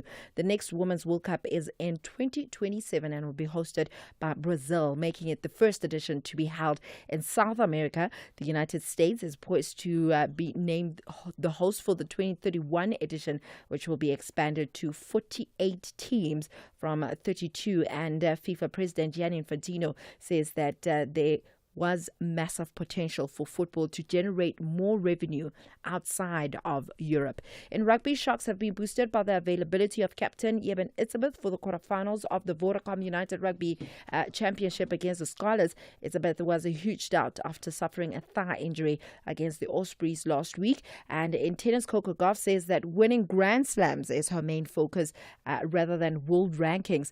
Gauff beat Amira Andreeva 6-4 and 7-6 to march into the semifinals of the Italian Open. The 21-year-old now is guaranteed to have become the new number 2 in the world rankings, overtaking Iga Swiatek. It's not really that much in my mind because I really want to win another slam. So honestly, it's not something that I think about, but obviously it's something I want to touch in my career and maintain too. So yeah, it's definitely something I want to do, but it's not fully in my mind. I'd rather take away some more trophies, slam trophies than that. But obviously that will come if I can win. And still running a poll, what are your thoughts on who is going to replace Jose Rivera, or who you think should replace Jose Rivera at Orlando Pirates? Do you think it should be a foreign coach, a local coach, or they should use a 3-coach system? That poll is on my Twitter page at Tumin Kapele, and I'm seeing those votes coming in. One saying, this isn't like saying he voted a foreign coach because Benny McCarthy is not available. Is he not available? We'll find out soon. What's a 3-coach system? Having 3 coaches in one season. Yeah. At the same time. Yes. Oh my goodness. Who's done that? Like, Sundowns. But at the same time. Yeah, Sundowns. Sundowns have done it when they rotate. Yeah. Well, I do. Did they win the league doing that? Yes. Well, they have. Then maybe they should try it. They have. You've already got a tripartite alliance between the ANC, COSATU, and the SACP. It's worked for them for like 25 odd years, so maybe it'll work for others too. All right. Anything else? I'll have That's more it for in now. the next hour. Whether it is a CCMA referral, problems with a mechanic, or unfair blacklisting, Clientele legal plans are affordable, and you receive up to 670,000 rands worth of legal services per year. We cover civil, criminal, and labor-related matters. Our legal team will be your support 24 hours a day. SMS SAFM to 32195. That's SAFM to 32195. Clientele General is an authorized FSP and a licensed non-life insurer. T's and C's online. Standard rates apply.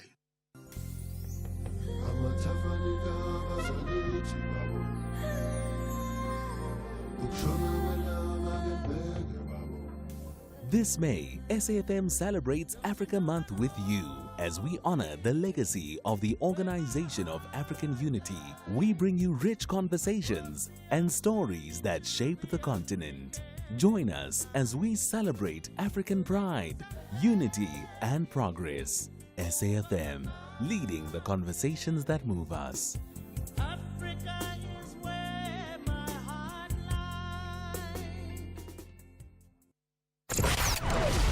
Economic news on SAFM. Facts and figures you can count on. As always, let's get to those numbers with Makwe Masilela, the Chief Investment Officer at Makwe Fund Managers. We're going to go local and global in a moment, but you've got some news regarding the Pula Income Fund and the interims, right? Yes, Ashraf, good afternoon to you. The guys have almost 165 properties valued at 10.2 billion, and their portfolio has a bias towards convenience, rural and township retail centers. Revenue for 6 months was up 0.7%. Profits as headline earnings per share up 5%, and their dividend per share increased by 4%. Ashraf, global trade appeared to hit a pause, led by a truce in the tariff spat between China and the US. But financial markets remained nervous about the outlook. Market participants should be a little bit cautious about chasing the rally in stocks at these levels, and we've got to wait and see what happens with regards to headlines and the framework around other tariff negotiations with other countries. But we know at this point that the worst case scenario has been priced out, and the rand firmed slightly as the dollar stabilized, and that's following the dollar's biggest decline in more than 3 weeks overnight because of that softer than expected U.S. consumer inflation as it revived interest rate cuts. China expressed its readiness to collaborate with Mexico in opposing what they call unilateral acts and upholding the principles of free trade. Hope, Ashraf, this doesn't irritate Trump. Oil prices are falling as traders eyed a potential jump in U.S. crude inventories, while OPEC lowered its oil supply growth forecast for producers outside OPEC+. Brent crude is down 0.4% at $66 a barrel, and cooling consumer prices diminish demand for traditional safe haven assets like the yellow metal, and also easing trade tension dampens the safe haven appeal. We see gold is down almost 2% at $3,187. Platinum is down 0.1% at $987. U.S. markets are cautiously up, whilst Europe and our markets are marginally down. The GSE is down 0.2%, dragged mainly by our resources, which are down 2.5%. The rand firmed to 0.2% against the US dollar is 18.25, 24.29 against the pound, and 20.46 against the euro.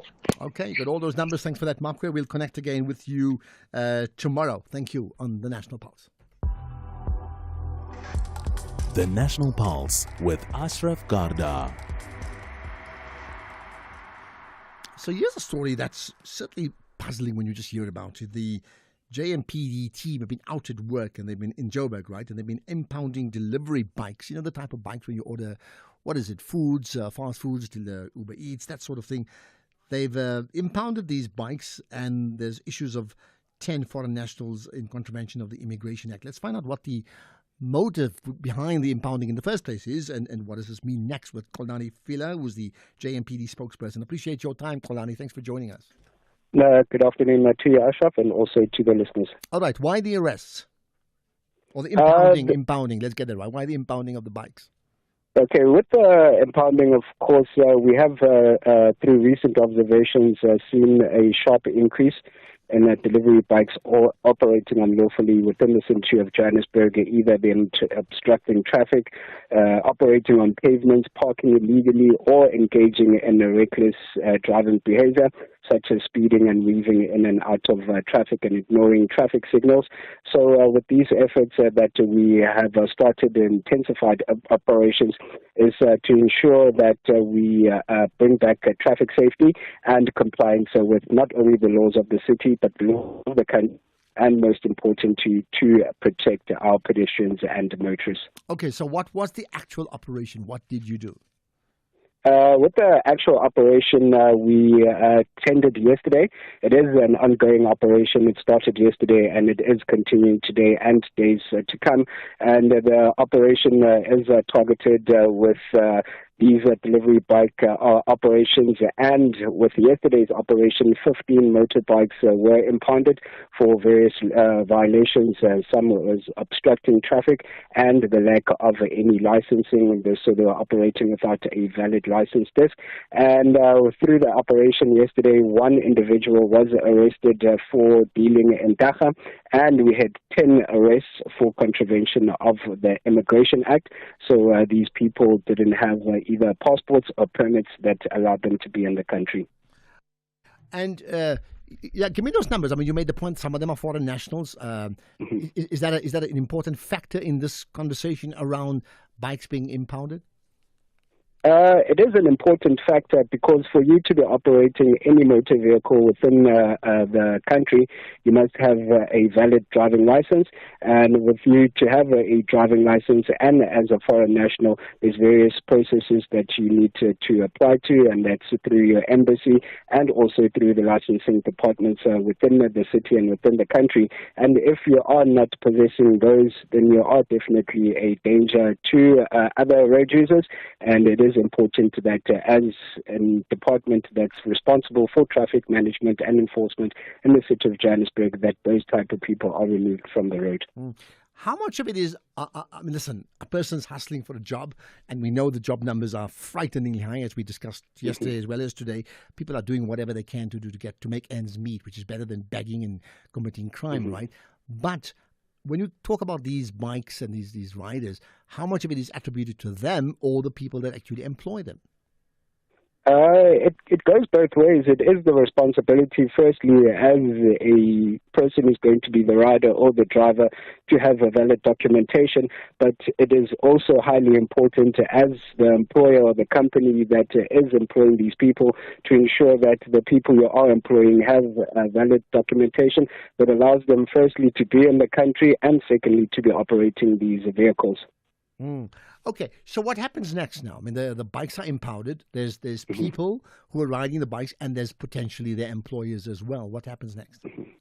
What happens next, of course, with arrests, they'll have to face the whole judiciary process. But with the motorbikes, with the impoundments, impoundment fee has to be put in by the JMPD. And for the owners to get their vehicles back, those motorbikes, they need to pay the impoundment fee. But it is also important if your vehicle was, let's say, impounded for not having a valid driving license or not displaying a license disc, then you need to bring the proper documentation of that vehicle before you can get it back.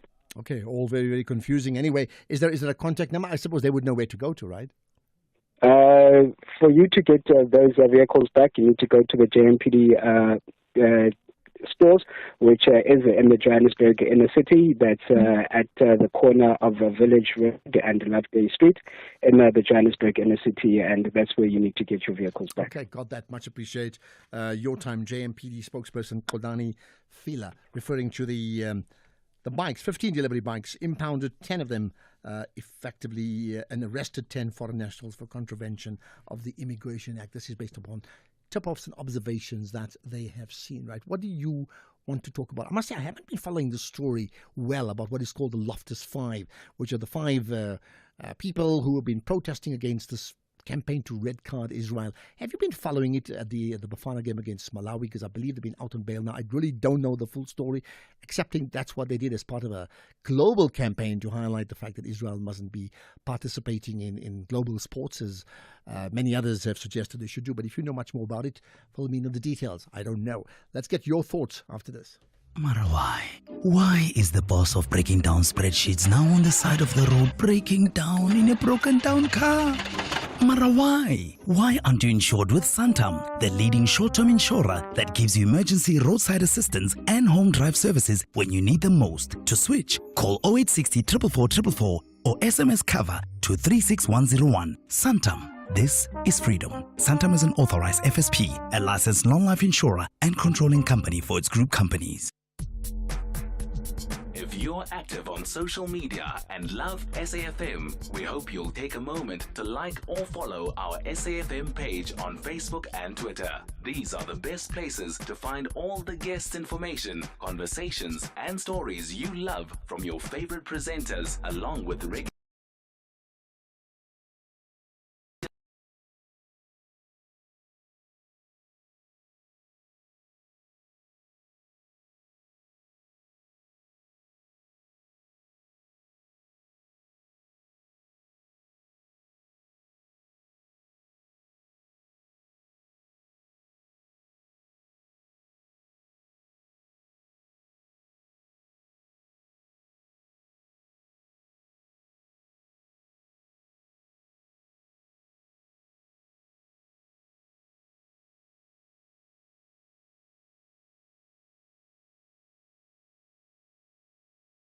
South Africa unemployed to South Africa employed.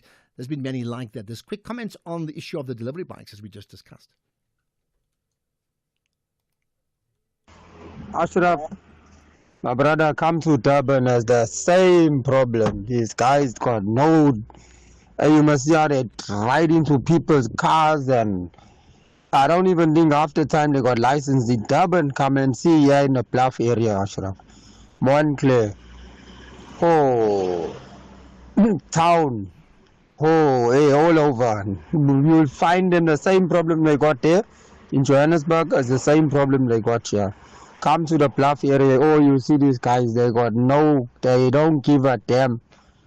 When they get knocked, they all come like a bunch of biker mice from Mars. Oh, goodness. From the Bluff. You're not bluffing, are you?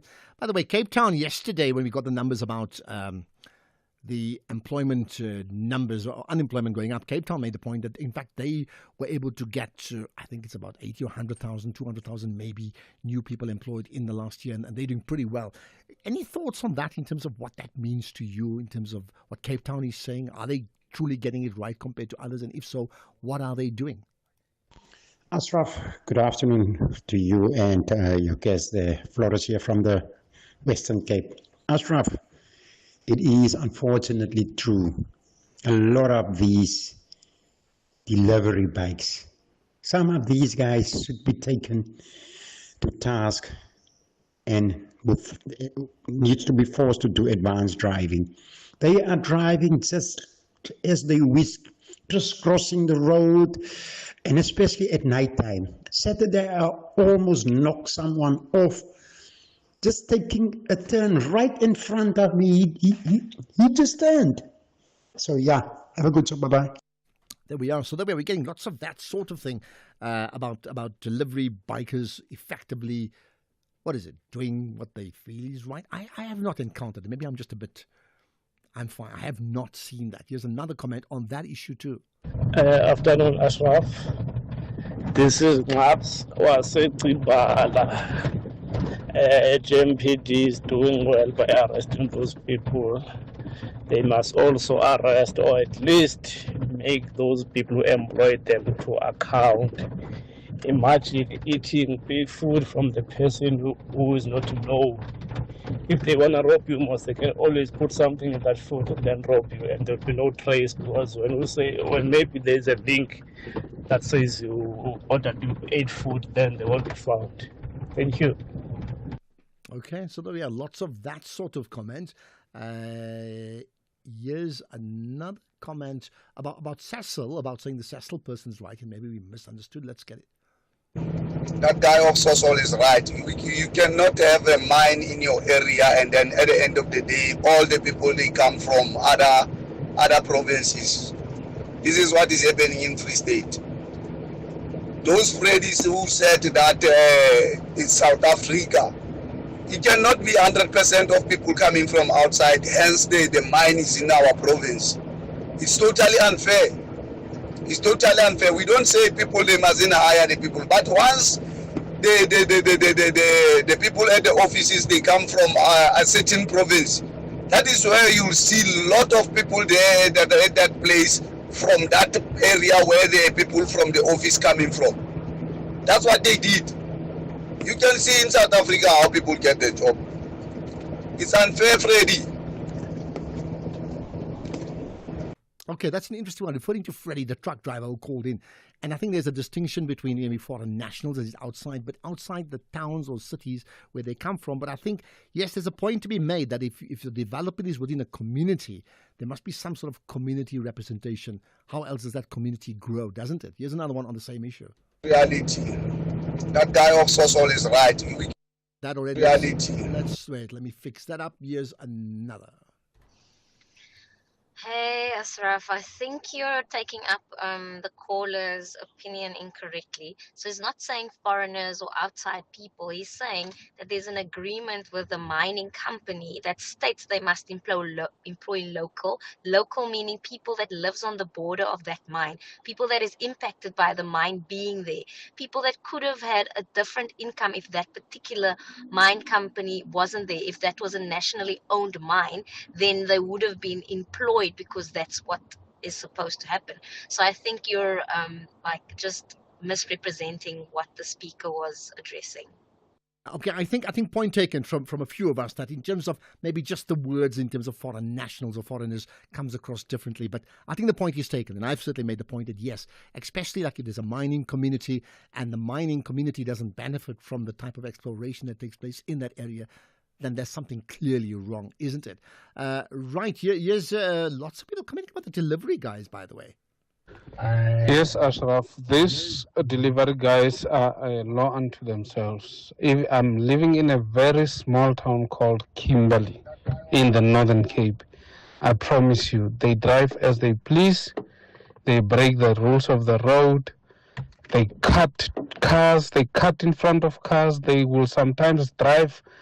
They just drive off road, just so that they don't have to be in traffic. So it's something else. Okay, sure. All right, there's another caller. We're going to go to Polokwane now. We haven't chatted to Polokwane for a while. And when you're calling Ngwato, you also put the town on the map as well. So Ngwato, you want to talk about refugees? Go for it. Okay, Ashraf, good afternoon. I want to comment about these gentlemen who are leaving the country, joining Donald Trump that side. You're not tired of it, seriously. You're not tired of it, no.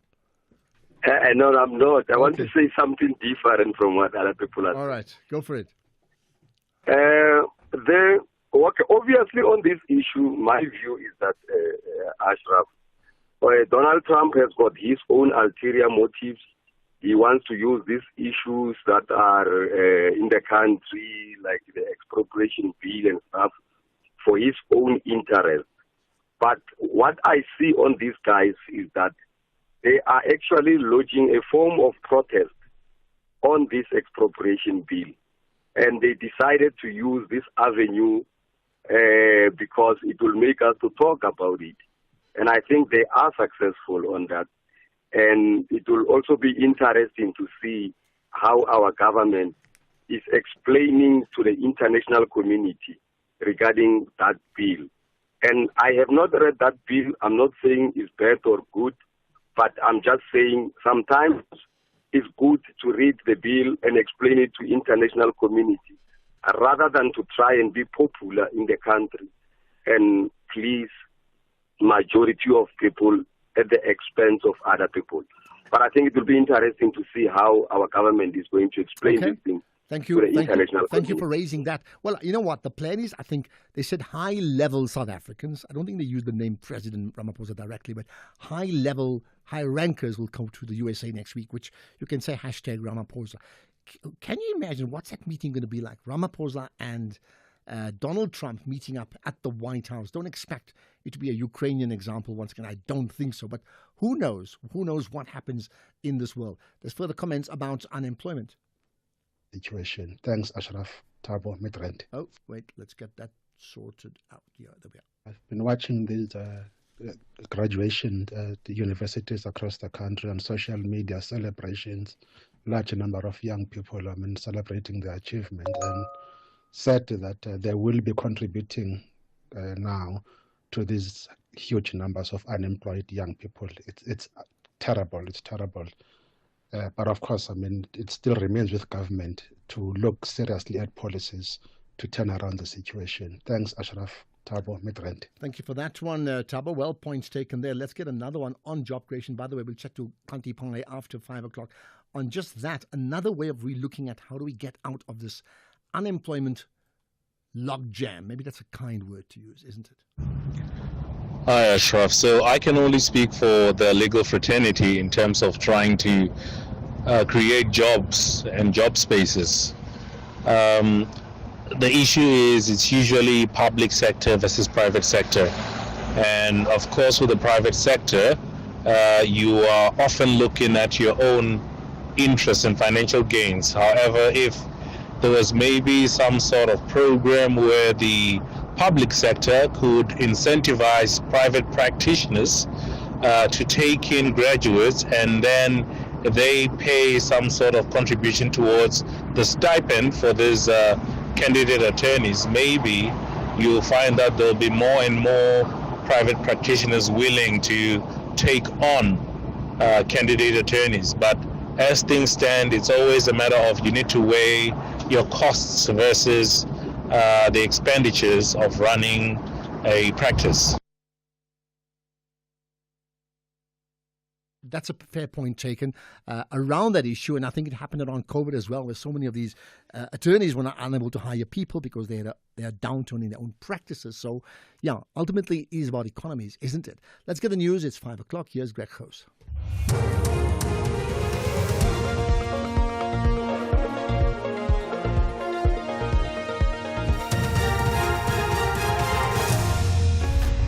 Thank you, Ashraf. Young boy found dead in Roodepoort, and Itala Bank calls for calm over its operations. Good day to you. An 11-year-old boy has been found dead in Roodepoort, west of Johannesburg. Police say the child went missing yesterday. The exact circumstances of the incident are still under investigation. Police spokesperson Mavela Masondo.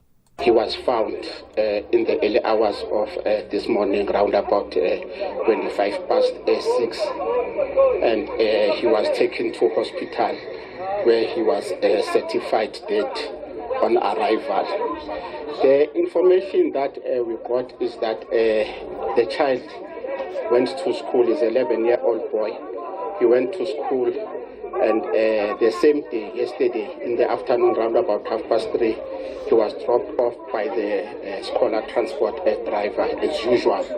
So early this morning, one of the residents. The NPA's asset forfeiture unit has been granted a preservation order to seize properties of the accused linked to the Free State asbestos roof removal case. The properties are valued at 32 million rand. The NPA's Ntuzimaga. We presented evidence convincingly to the judge that these were proceeds of crime, and it is part of an aggressive strategy by the NPA's asset forfeiture unit to ensure that the state capture-related cases, the financial incentive that many accused persons derived from that, is taken away from them. South Africa's only state-owned special risk insurer, Sasria, says collaboration is key to ensure that threats of terrorism are mitigated. South Africa is hosting the International Forum of Terrorism Risk Insurance Pools Conference for the first time in Cape Town. Sasria's Mpumi Tiekwe. The one thing that is emerging in the world that we are seeing is cyber terrorism. So where people basically take over your digital infrastructure and the company cannot operate. And if the company cannot operate, it means it cannot generate revenues and so on. It's how do you manage those risks? How do you build systems and controls to measure that risk? The CEO of Itala Bank, Thulani Vilakazi, has asked for calm as the institution is still limited in some of its operations, pending an appeal by the Reserve Bank's Prudential Authority. Last week, the Pietermaritzburg High Court in KwaZulu-Natal ruled that Itala Bank could resume its core operations. The repayment administrators argued that Itala was technically and legally insolvent, which placed the depositors' funds at risk. Vilakazi says despite the court ruling in their favour, the legal battle continues. We have been able to secure the release of our insurance business because they had also put their clashes on an insurance business. We also put up a plan for people to be able to pay. We have also have a plan where we are able, our customers, to now pay to an account at a particular bank to receive these obligations on a monthly basis. So in terms of our operation, so at the moment you can come to our branch, you can get insurance advice, but you can't do OTC, over-the-counter services. We don't take deposits. KwaZulu-Natal Chief Pathologist Sibusiso Nsele believes there are several omissions that were made by medical practitioners who attended to the former ANC President Chief Albert Luthuli after he was injured in 1967. He testified at the reopened inquest into Luthuli's death in the Pietermaritzburg High Court. The court heard the three doctors attended to Luthuli after he was reportedly hit by a train. Their statements on the injury sustained by Luthuli were used in the initial inquest. Ivan Seles testified that there appears to be errors in the documentation of the injuries.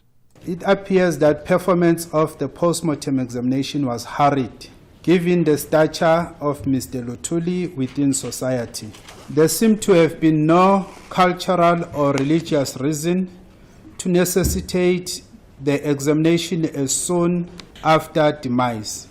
It raises more questions that the post-mortem examination of a person of such stature was not performed by a specialist forensic pathologist, or at least a better competent district surgeon, since Dr. Van Zyl was not a specialist pathologist. A highly skilled person was an appropriate one to conduct such an examination. Finally, an ongoing diplomatic dispute between Algeria and its former colonial power France has escalated after both countries announced further tit-for-tat expulsions of diplomats. The French foreign ministers announced that an unspecified number of Algerian officials in France will be sent home. The top story, an 11-year-old boy has been found dead in Roodepoort, west of Johannesburg. That's SAFM News, I'm Greg Gers. In sports this hour, Sundowns closes in on PSL record, Sharks boosted by availability of Isabel to face the Scarlets, and Golf beats Andriva. More details at 5:30. SAFM, guiding you through the rush hour traffic. Good afternoon. Starting off in Gauteng, the N1 southbound in four ways queuing towards Winnie Mandela Drive, the N3 southbound in Germiston queuing towards Geldenhuys Interchange, and the N1 northbound in Midrand slow moving towards Samrand Road. In KZN, Umgeni Road westbound is slow moving through Springfield Park. The M7 eastbound is closed between North Dean exit and Belleville Road exit due to truck crash recovery, causing heavy delays. The N2 southbound in Amanzimtoti is slow moving on 20 Hill. In Cape Town, the M5 southbound slow moving towards Racecourse Road exit. The N2 outbound has a stationary vehicle at Lesbeek Parkway causing delays, and the N1 outbound queuing towards the M5 Kuwak interchange. With your traffic update, I'm Irma G. Do you want an experience of a lifetime? Where every day is filled with challenges of providing Lisa Vanderpump curated experiences while dealing with rivalries, romances, and misadventures. It's drama at Vanderpump's French Estate. Chantel, Rosabelle, and the staff can't wait to give you a front row seat to all the drama. Catch Vanderpump Villa, Saturdays on S3 at 8:30 p.m. S3 open up.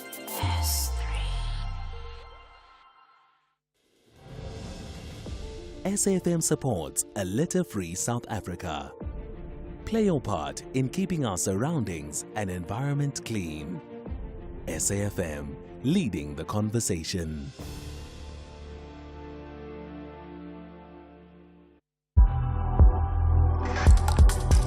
The National Pulse with Ashraf Garda on SAFM.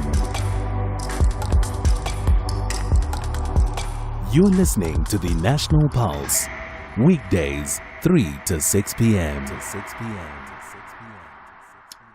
So we've been talking about unemployment as a theme based upon yesterday, and how do we move in the big challenges? How do we move South Africa from a position of South Africa unemployed to South Africa employed?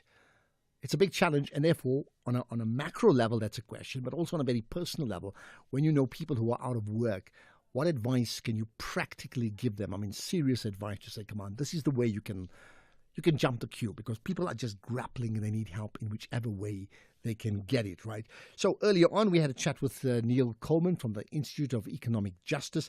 We thought, let's get another take on this, looking at solutions really in terms of the way forward, because those numbers, as we know, are pretty damning based upon what we heard yesterday, in terms of the unemployment rate in the 30s and the expanded rate hitting the 40s. I mean, whatever, whether it's 31, 32, 33, either way, it's just a nightmare, isn't it?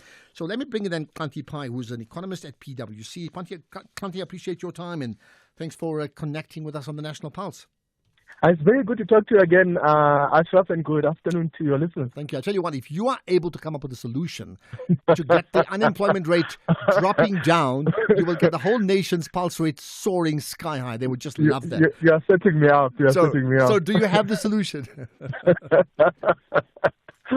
Well, I guess I might have that's part of the solution in identifying the problem. Ashraf, I think one of the key things we've been talking about, and for a long time, so maybe that the world is changing. I know for some years ago, we released what's called global trends, these mega trends, and really that define actually how is the world going to look like as time goes by, and what are the key movements that we're going to see. And they really thought about, technology, where basically, and we've seen technology actually changing. Obviously climate change, again, we've seen climate change and it has impacts on agriculture and so forth. Obviously demographic changes, this youth population that's coming up, migration and things like that. So this is just some of the things that have been happening. And those actually emerge quite strongly in terms of the problems that we are facing with employment. And one has to say, if we understood that these are the changes that are coming, why are we still actually not making the kinds of plans that actually allow us to be resilient? So basically to say, look, we know that things are going to change. We know that the job market is changing. We know that there's more people. We know that there's migration. I listened to earlier people talking about foreigners. We know that that's something that's happening. People are moving from place to place looking for opportunities. It's not something we can avoid. How do we actually make sure that South Africans are fit to compete in a manner that makes sense?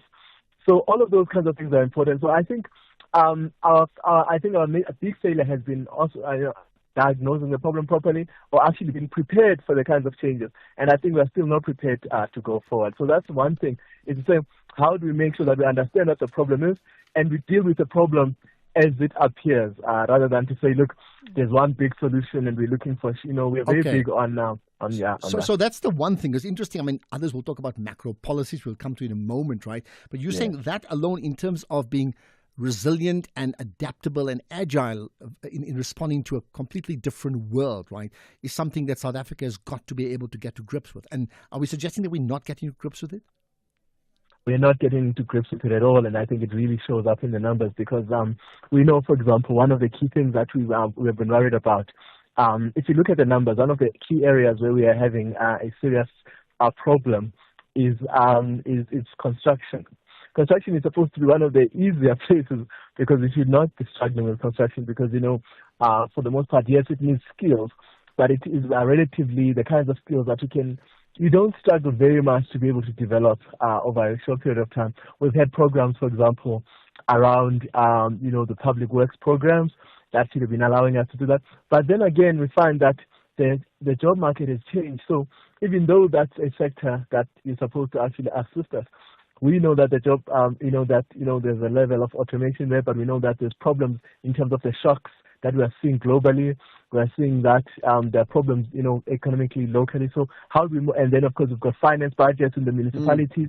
All of these things we know are part of the life that we have to live. How do we make these people to be able to move around in a manner that makes sense? So one part is global problems and global changes. We're looking at the rise of artificial intelligence and things like, ChatGPT is part of our lives. You can Google it. That's one thing. But the other is issues of South Africa's reality at home that are uniquely South African issues.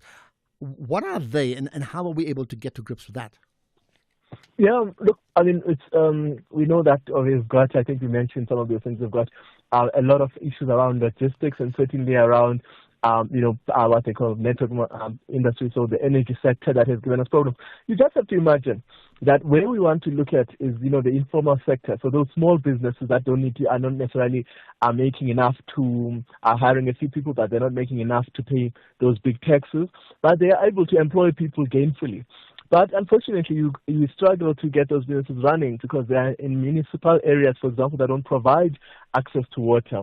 We know areas that have struggled with water for long periods of time, or that there's intermittent water supply. So you think that those businesses cannot survive. So say if you wanted to run in that business a hair salon, you can't do that because obviously a hair salon requires constant flows of water. Mm-hmm. But at the same time, if you could run that business, you need to first invest in infrastructure. So you have to invest in your own water sources, you have to invest in your own energy source.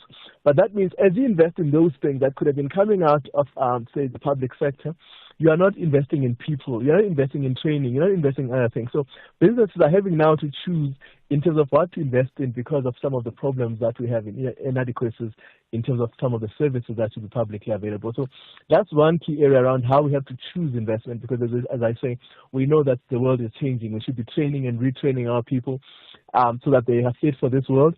But many companies are having to choose between those retraining, those upskilling, with just mere survival things around water services. So how much of it is, government's problem and how much of it is the business leaders, small businesses, larger businesses, business leadership? How much of it is it their problem? Well, when it's clearly now that, it's too late now to sort of to blame each other, that obviously there is something that's important around, collaboration. And you have to think about that very, very closely, especially between big business and the private and government. And I think that has already started. Again, we do some work on this, but certainly that has already started. The communities are starting to work with the government in terms of fixing the basic things and working together to be able to bring that up. That's going to be critical. Otherwise, we're not going to fix the problem that we have. So when people are leading the solutions in their own communities, there's something that we've talked about around that social entrepreneurship, that collaboration between communities and the public sector and the private sector. That's important. So because we have the problem we have now, so there's no point of trying to sort of say, well, let's blame government or who. That's not going to take us anywhere. But how do we collaborate in a manner that actually makes sense? Okay, so if we have the problem that we have now, right, and now, it's interesting, I put this to Neil Coleman too, so I'll do it to you as well. So if you've got the ear of the president, I'm assuming you do, right, in some way or the other, right? What, if you were to give maybe 3 proposals that can be effective and effected immediately, that's very practical, that's very real for the urgency of this bloodbath, if I can call it that, of the job losses, what would you tell him? I would say we have to move immediately on this point of collaboration, making sure that the government is moving in with the fastest way it can to allow for the collaboration between communities, the private sector and public sector to solve the key problems that communities are facing. Because, even actually when we think about privatization and we think we want to privatize the electricity sector, by privatization we also mean that actually communities with stock sales, when we think about private money, we usually think about big business money. But actually we are also talking about stock sales, about funds that communities already have that can be invested in the sorting out of those water problems, that can be invested in the sorting out of the energy problems in a manner that can actually serve communities and actually make sure that there are opportunities for investment in those funds. Because remember, many of these funds are put away in money market funds, and they sit there not actually being invested productively to solve local problems and to create communities that are profitable and productive in a manner that we need. So I would say, how can we move quickly to try and see if we can help sustain or facilitate those public-private partnerships to include people and make sure that actually people are engaged in solving their own problems in a manner that's productive, that also serves them.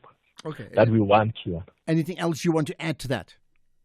I think that we have to move faster than we have before, because the problem is worsening, and we can see it in the numbers.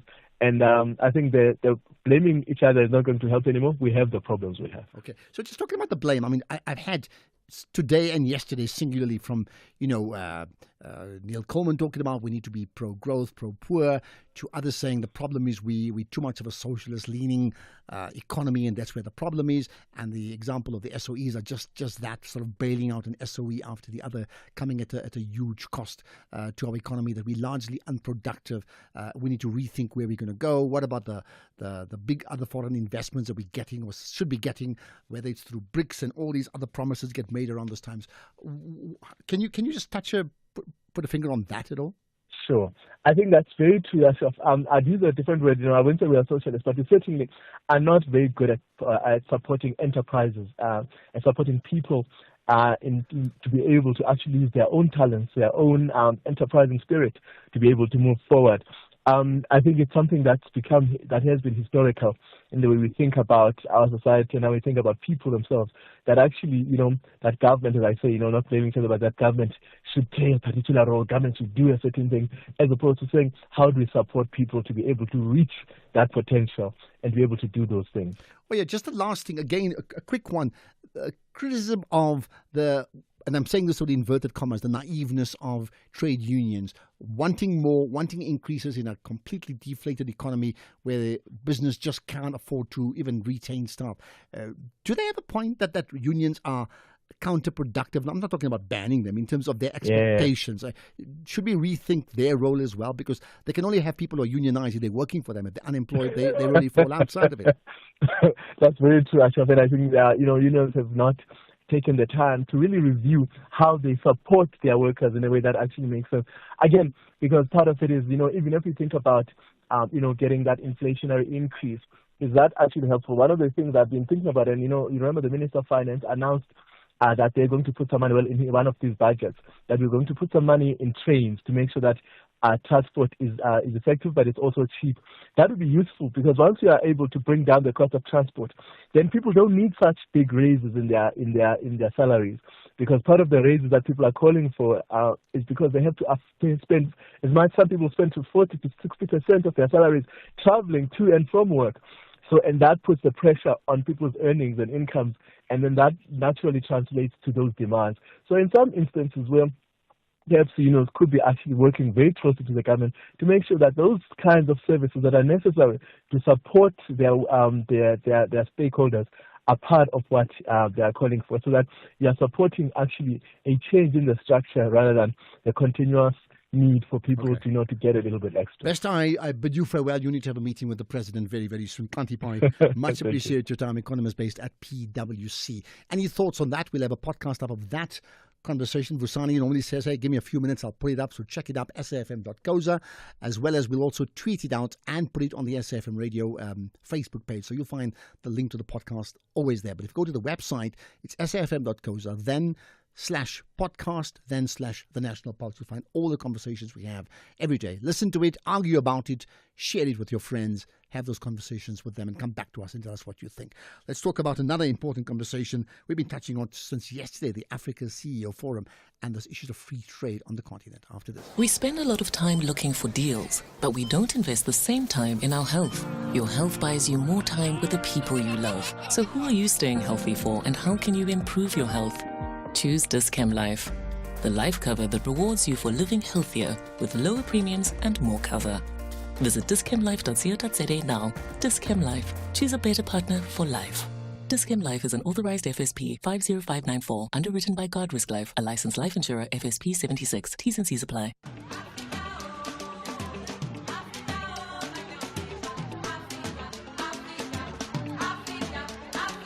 This May, SAFM celebrates Africa Month with you as we honor the legacy of the Organization of African Unity. We bring you rich conversations and the vibrant sounds of Africa. Music that moves the soul.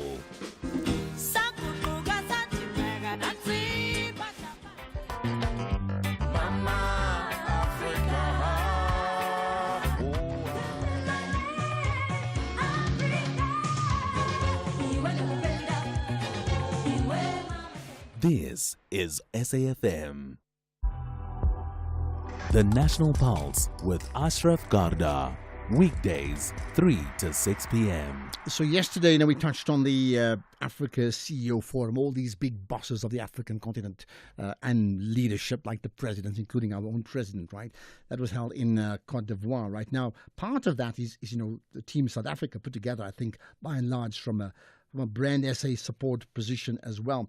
And Team South Africa's high-level panel focused on unlocking the African Continental Free Trade Area, that's AfCFTA, dividend, how the benefits will accrue through regional value chains and public-private partnerships. Let's find out more about it with Dr. Anthony Costa, who's the head of the Secretariat for B20 South Africa. Dr. Costa, good to connect with us here on the National Pulse. Hi. Thank you, Ashraf. Good afternoon. Thank you. So tell us more. First of all, maybe you want to touch on what happened yesterday, and then just your thoughts on, moving beyond the dream of free trade to practical implementation across the continent. So the Africa CEO Forum ran for Monday and Tuesday in Abidjan. It was attended by CEOs, public sector officials from across the continent. Traditionally, it's always had a bit of a francophone focus. I think in recent years, and especially this year, we've seen a lot more participation broadly across the continent, including from Anglophone countries. And as you mentioned, South Africa was well represented. Our president was here on Monday.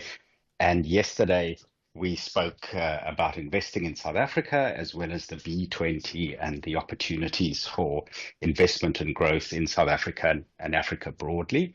One of the aspects we're looking at in the B20 is developing policy recommendations into the G20. Trade and investment is a core focus area. It's one of our task forces. And the African Continental Free Trade Area is a mechanism to enable this trade within the continent. Our recommendations are going to focus on how to make it actionable, how we start implementing it. Of course, the G20 doesn't implement it, but the G20 as an international grouping can undertake policy reforms, actions, mechanisms that can support Africa's implementation of this important protocol. And just what's your thoughts about stumbling blocks? I mean, it's been talked about for a good few years, but the real implementation of this free trade agreement, we haven't quite seen it, the free trade area. And it brought up even yesterday where the questions were like to the president, our president, to say, you're charging us exorbitant amounts for visas, you make it difficult for them to come to your country, and you still want us to encourage free trade. I mean, where do you think are the logjams, not just in South Africa, but across the continent, keeping in mind, I think it also came up that there were lots of, regional interests and influences that sometimes are counterproductive to what I would call the continental agenda. Yeah, I think the starting point, Ashraf, is it's a process. It's been running for a couple of years now, but it's incredibly complex. We're trying to cover over 50 countries. If you have a look at the EU, it's 40 years later, 50 years.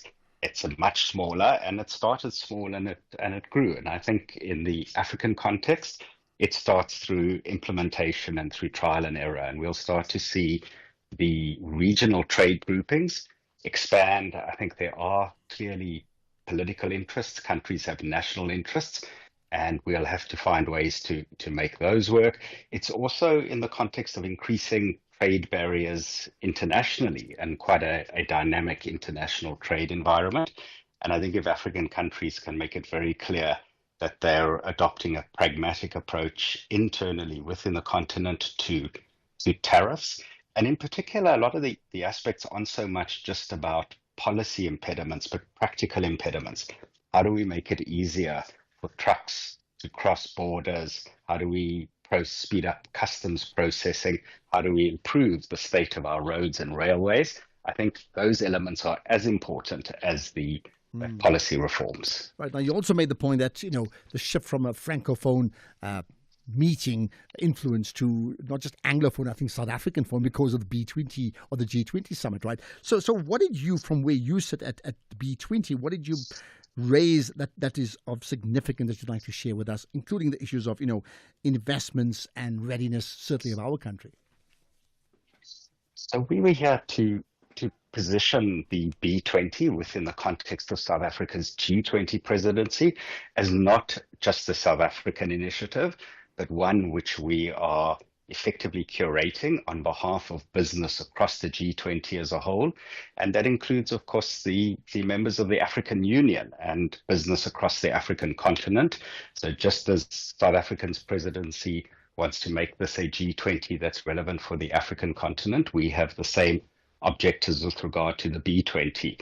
We make sure that African businesses are represented in our processes and that some of the key issues that are discussed and raised are relevant to the African context. One, for example, which hasn't necessarily been addressed by previous B20s is the question of the cost of capital in Africa.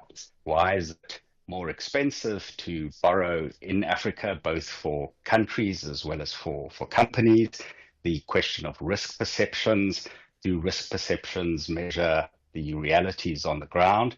And what can be done to try and address these? So looking at similar issues based on African companies' experiences and how those can be remedied to try and unlock capital flows within the continent. And what has been the not so much the expectations, but certainly how African countries see South Africa's brand positioning around G20 and B20, meaning what are their expectations of the South African leverage of chairing G20 and by extension all the other 20s that we talked about? I don't think there's a common position as such. South Africa has traditionally been the only African member of the G20, and that's quite a significant responsibility. You have to consider the interests not just of the country, but the continent as a whole. When the African Union joined the G20 last year, that definitely assisted because South Africa wasn't a lone voice. And so the participation of the African Union has changed the dynamic, but there's still an expectation that South Africa needs to consider not just its own interests, but those of the continent as a whole. And certainly I think our government has positioned that very strongly. There's also a sense of pride. And I think many of the people here that we spoke to don't see this just as a South African initiative. but as an African one, and the fact that they have opportunities and avenues to participate reinforces that sense of ownership and shared participation. Now, I mean, lastly, I go back to the 2010 World Cup where, with South Africa hosted, and, it is a case of like it's time for Africa, it's Africa's turn. Do you find the same expectation even now on this with regard to the G20 and therefore the B20 participation, that effectively there would be an enhanced or amplified African economic voice because of what the goings on in the next few months? Yeah, absolutely. The spotlight is on South Africa and on the continent. When other countries have hosted the G20, they haven't been positioned in the same way to reflect African concerns. So this is Africa's moment. We don't have a lot of time left. There's less than 7 months now. We are in the spotlight, and it's really up to us how we choose to use it. And quick one, how do we leverage off that? Just a quick answer.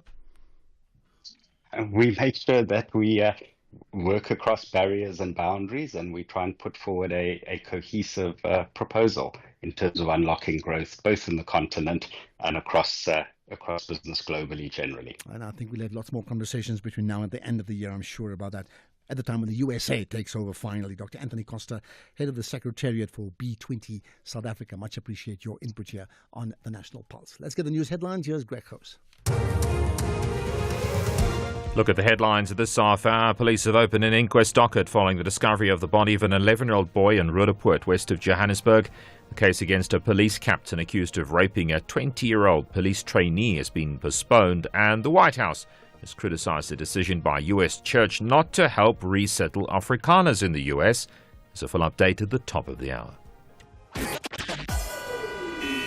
SAFM, guiding you through the rush hour traffic. Good afternoon. Starting off in Gauteng, the N1 southbound in Randburg has a crash reported before Malibongwe Drive queuing traffic, and Mabopane Highway westbound in Pretoria slow moving towards the Hairpin Bend. In KZN, the M13 westbound in Hillcrest is slow moving towards Gillets, and the N3 westbound queuing towards Cliffdale. In Cape Town, the N2 outbound has a stationary vehicle at Liesbeek Parkway causing delays, particularly through Hospital Bend, and Voortrekker Road in Elsie's River is slow moving at Holt Road. With your traffic update, I'm Irma G. This is SAFM Sports with Tuming Kapele. All right, Trimi, let's talk about the team where the sky for, unfortunately, for the other teams, the sky is the limit. That's it. Mamelodi Sundowns. And their coach, Miguel Cardoso, actually believes that he doesn't get the credit that he deserves for the Brazilian success. Masandawana are just 1 point away from winning the Betway Premiership for the 8th consecutive time. Cardoso believes that his work, both in lifting the team's performance and setting new records, has not been fully acknowledged by the public or media. I don't want to relate with the past because I have big respect usually for the past, and people that was here made a high quality job. This team is 7 times champion. It's not just because it happened. It's because people work very well, and big respect for the job that was done before I arrived in the club. And but anyway, it's exactly the same respect that should be given to myself and my people and to the players that and the job that we did after. Well, Sundowns are away to Chippa United today at 7:30. They are playing at the Buffalo City Municipality Stadium. Meanwhile, Stellenbosch FC coach Steve Barker says that they must do everything they can to qualify for the CAF Confederation Cup, having had a taste of continental football for the first time this season. The defeat at the hands of Sundowns on Sunday was a massive blow to their ambition, though, as they're no longer in charge of their own fate, but counting on Sekhukhune United dropping points in their last 2 games. Yeah, I think it's very important because we've actually, suffered a lot this season in terms of our first sort of appearance on the continent. A lot of travel, a lot of we started the group stages without a win in our first 2, had to fight back. Had to get past a team like Zamalek. So, that experience we got, it was such a good experience, and we gained the experience that, now to not play there the following year would, not be something that we would want. We want to be there. I think the experience that we gained this first year will stand us in good stead going forward. And, all clubs and all players want to be competing at the highest level on the continent, which So yeah, it is very important for us. Obviously right now it's not now in our hands, but we can just finish the last 2 games as best we can, and what will be will be. Still staying with football, FIFA is aiming for a $1 billion revenue from the Women's World Cup. The 2023 Women's World Cup, hosted by Australia and New Zealand, broke even after generating more than $570 million in revenue. The next Women's World Cup is in 2027 and will be hosted by Brazil, making it the first edition to be held in South America. The United States is poised to be named host for the 2031 edition, which will be expanded to 48 teams from 32. In rugby, with Currie Cup qualification confirmed, attention shifts to this weekend's SA Cup semi-finals in Nelspruit and Kimberley. The Pumas host the Boland Cavaliers at Mbombela Stadium at 7 p.m. on Friday, with defending champions Griquas taking on the Cheetahs at 3 p.m. on Saturday. The 2 bonus points picked up in that narrow defeat that helped Boland return to the Currie Cup division for the first time since 2016 will go a long way, with Griquas going into the semi-final with 2 SA Cup victories against the Cheetahs over the past 2 seasons. Then in tennis, Carlos Alcaraz continues his quest for a maiden Italian Open title in Rome with a 6-4 and 6-4 win over Jack Draper in the quarterfinals. It also sees Alcaraz claim revenge over Draper, who beat him on his way to winning at the Indian Wells earlier this year, which was also his first Masters 1000 title. Now, Ashraf, remember we asked a question regarding Jose Rivero. He is officially leaving. Yesterday it was his farewell. I've been asking Orlando Pirates fans, or just fans in general, who they think Orlando Pirates should hire in terms of replacing him. We've got the results, but we do have some comments, I do understand. Okay, can we play them, right? Yeah, let's do that. Here we are. Good afternoon, Ashraf. Pirates coach, next coach, Rulani Mokwena. We all know that he was trained to be a coach for Orlando Pirates in the future. There's no better time than now. Letsalo, it's London. Okay, Rulani Mokwena back from where's it in Morocco, right? Isn't it? Yeah, well, short all these second old stint short again. trips. Yeah. Okay, that's one. Here's another. Hey Ashraf. Yeah, I'm a Pirates fan, so yeah, it's really painful. Jose is leaving, after a very successful 5 years. And yeah, the third part was just what happened over the weekend, after the successful 3 years, how it ended. But yeah, we appreciate Jose. And for his replacement, I think wherever Ivan Koza got Jose, he should go back there and try to look from there. Because, when he came in, we didn't know much about him. True. Just to find out after some years that he's a tactical genius.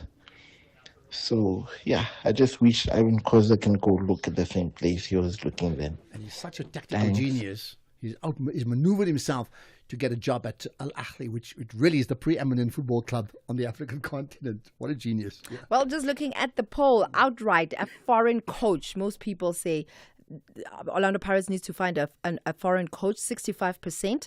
25% are saying a local coach, and just 10% say use of a 3-coach system. That's high. The Tripartite Alliance, 10% saying that. Wow. So 65 saying foreign. Yeah, See, they say foreign coach. Maybe Orlando Pirates is not ready for a local coach just as yet. Okay, but they want local jobs for other things. But anyway, got that. Right, you want to say goodbye? Yeah, well, that's it.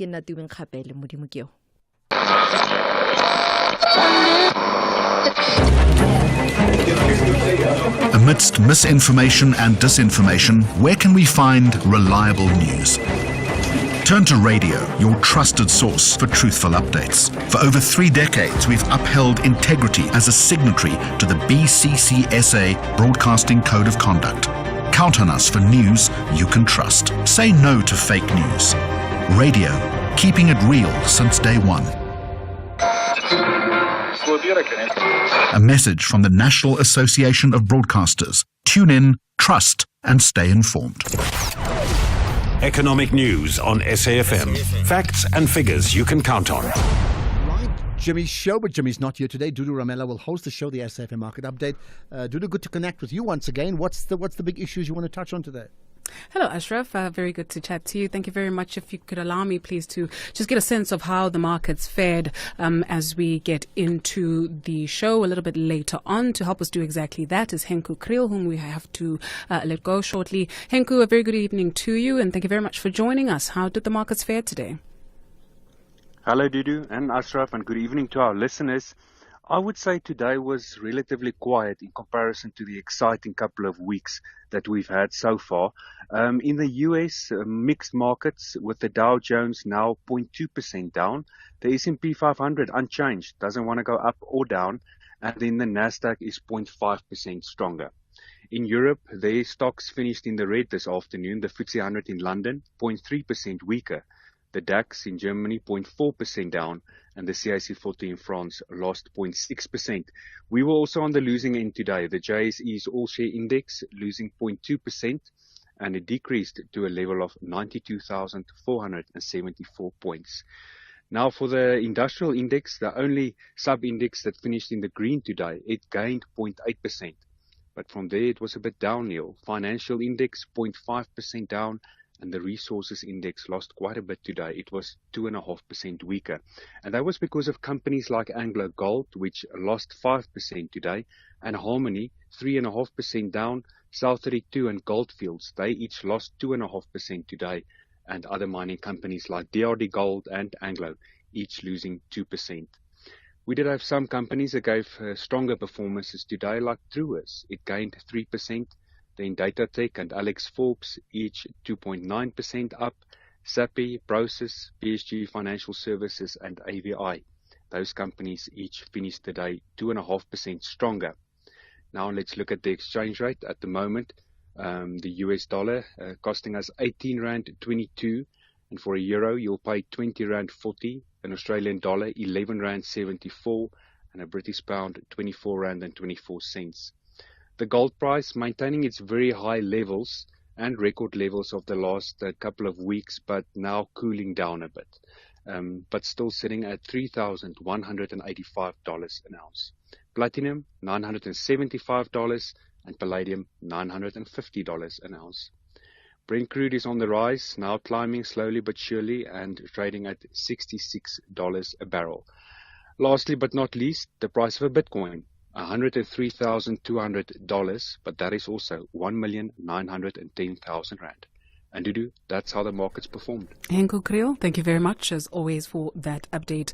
Henku Kriel is MoneyWeb's contributor, and Ashraf, here's what you can look forward to come 6 o'clock. We're going to be speaking to Dipula Properties. They've released a good set of interim results. Their CEO is standing by to have a conversation with us on what they put their performance down to. We also profile Nigeria's economy this evening. We look at the two-part retirement system in South Africa and take a look at what people have been spending the money on, because this was said initially to be done in the name of alleviating the pressure on the hard-pressed consumer, the South African consumer, that is. We also have our executive lounge feature, it being a Wednesday. We're going to be speaking to the CEO of Raise Corp, touching on a number of issues that have allowed for him to enjoy longevity in this industry of business incubation. And that's it for now. We're back at the top of 6 p.m. with the SFM Market Update with MoneyWeb. It's back to you, Ashraf. Perfect. Thanks. When you say Raise Corp, I'm thinking about Alon Reyes. I met him in Sandton the other day, and he's like, yes. Ashraf, how's it? Thanks for retweeting so many of my things that I share. So there you are.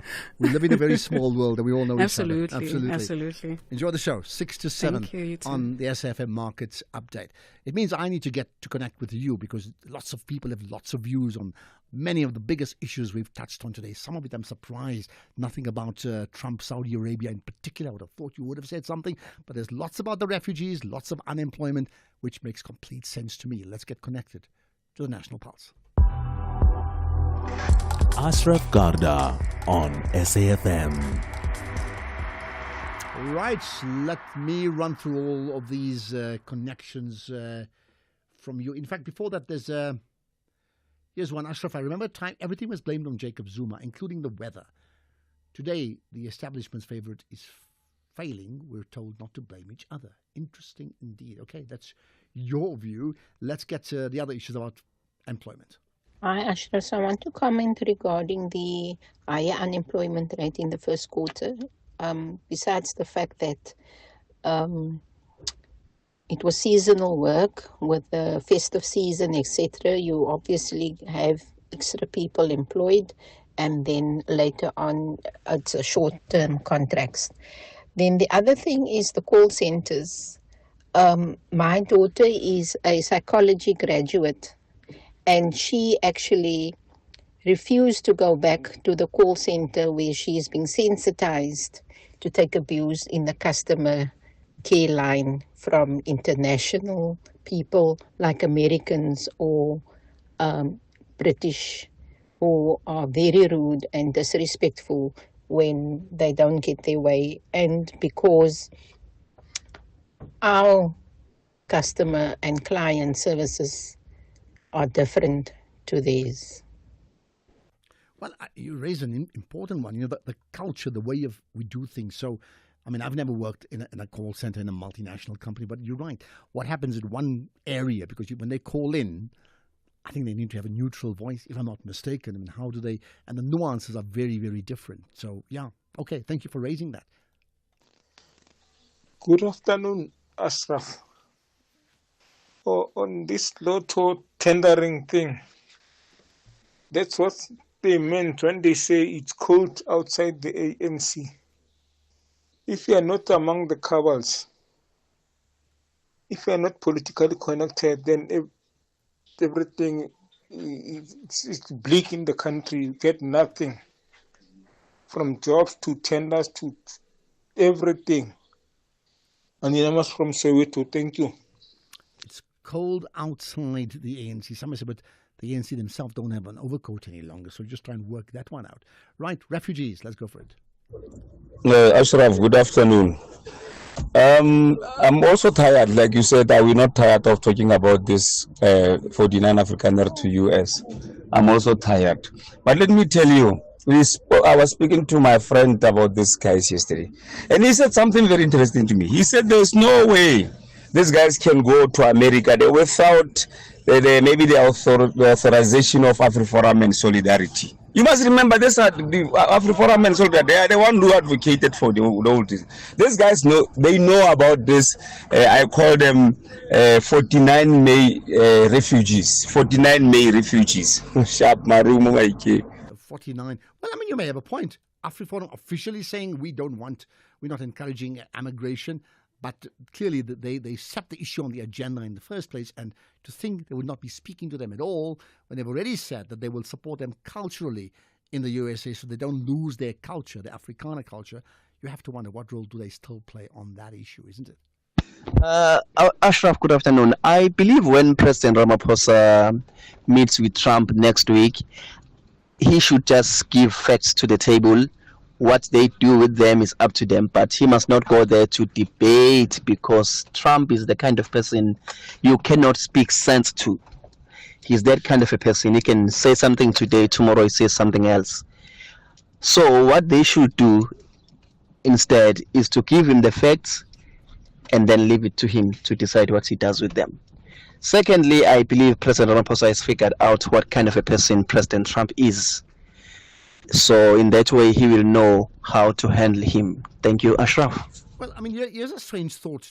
I read this piece yesterday, to say if anybody's able to negotiate with Trump, it would be Ramaphosa. He comes from a trade union background. He's had a long history of that. He somehow knows how to stay in the game, and that's why he's in the game even now.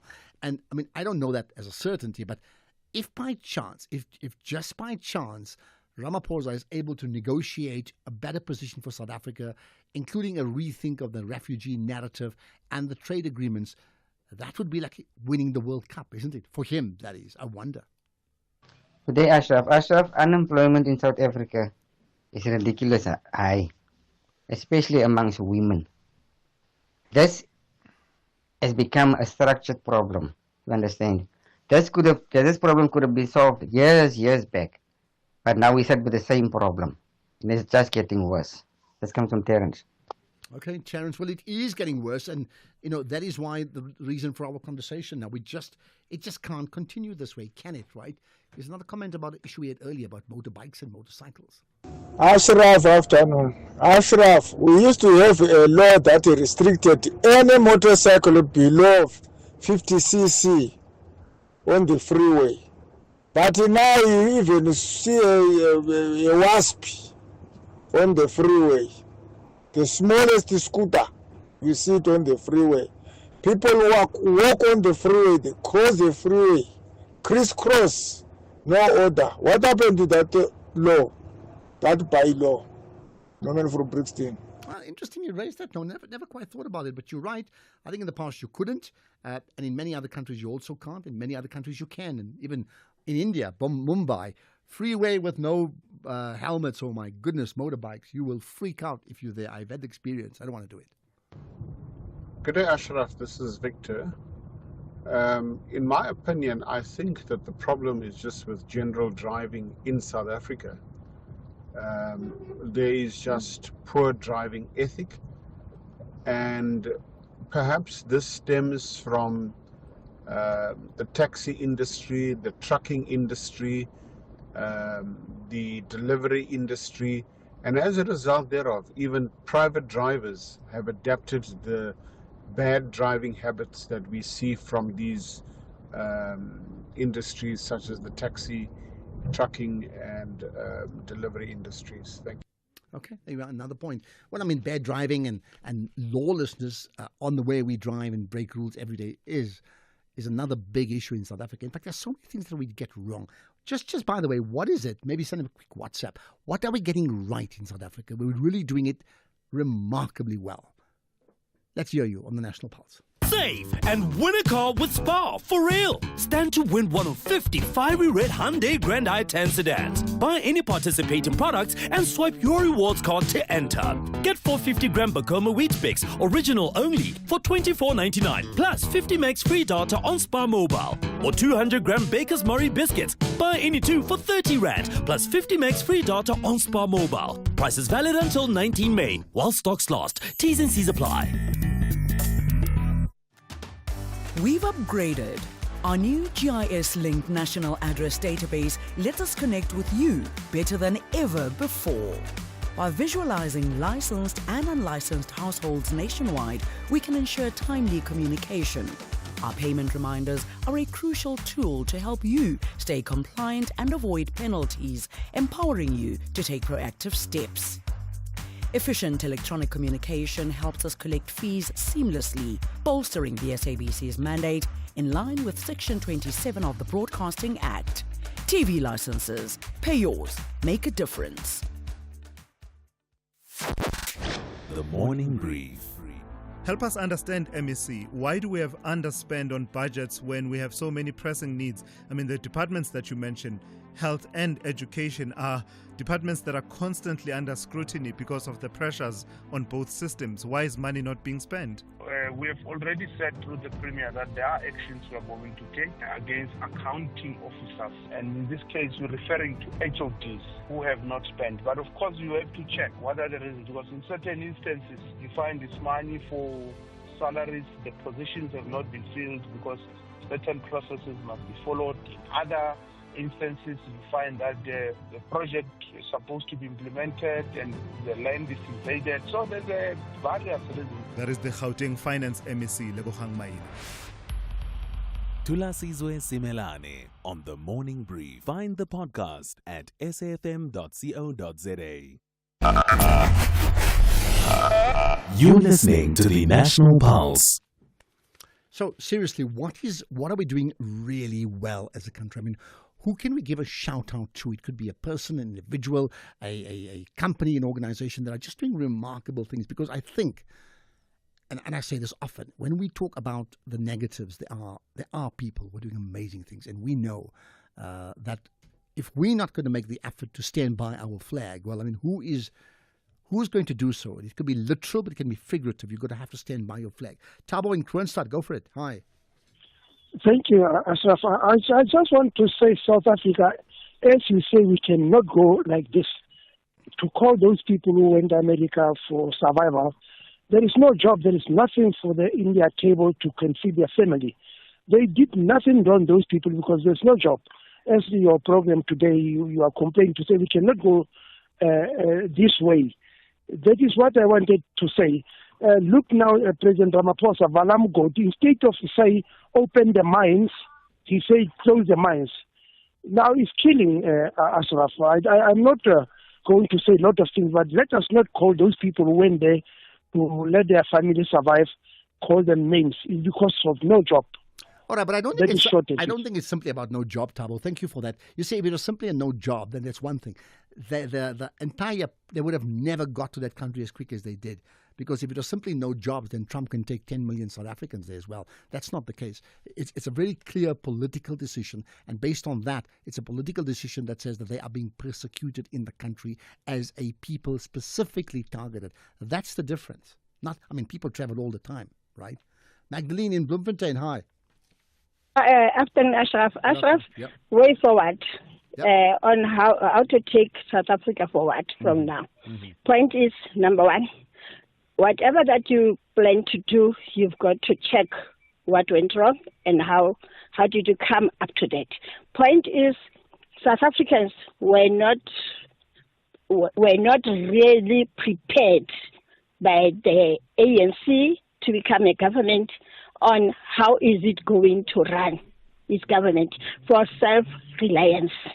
People were depending for education in order to be financially stabilized.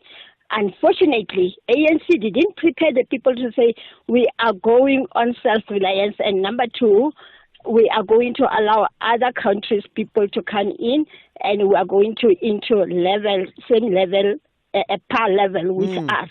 Like the Deputy President said, whoever is in South Africa is for South Africa and the resources and everything.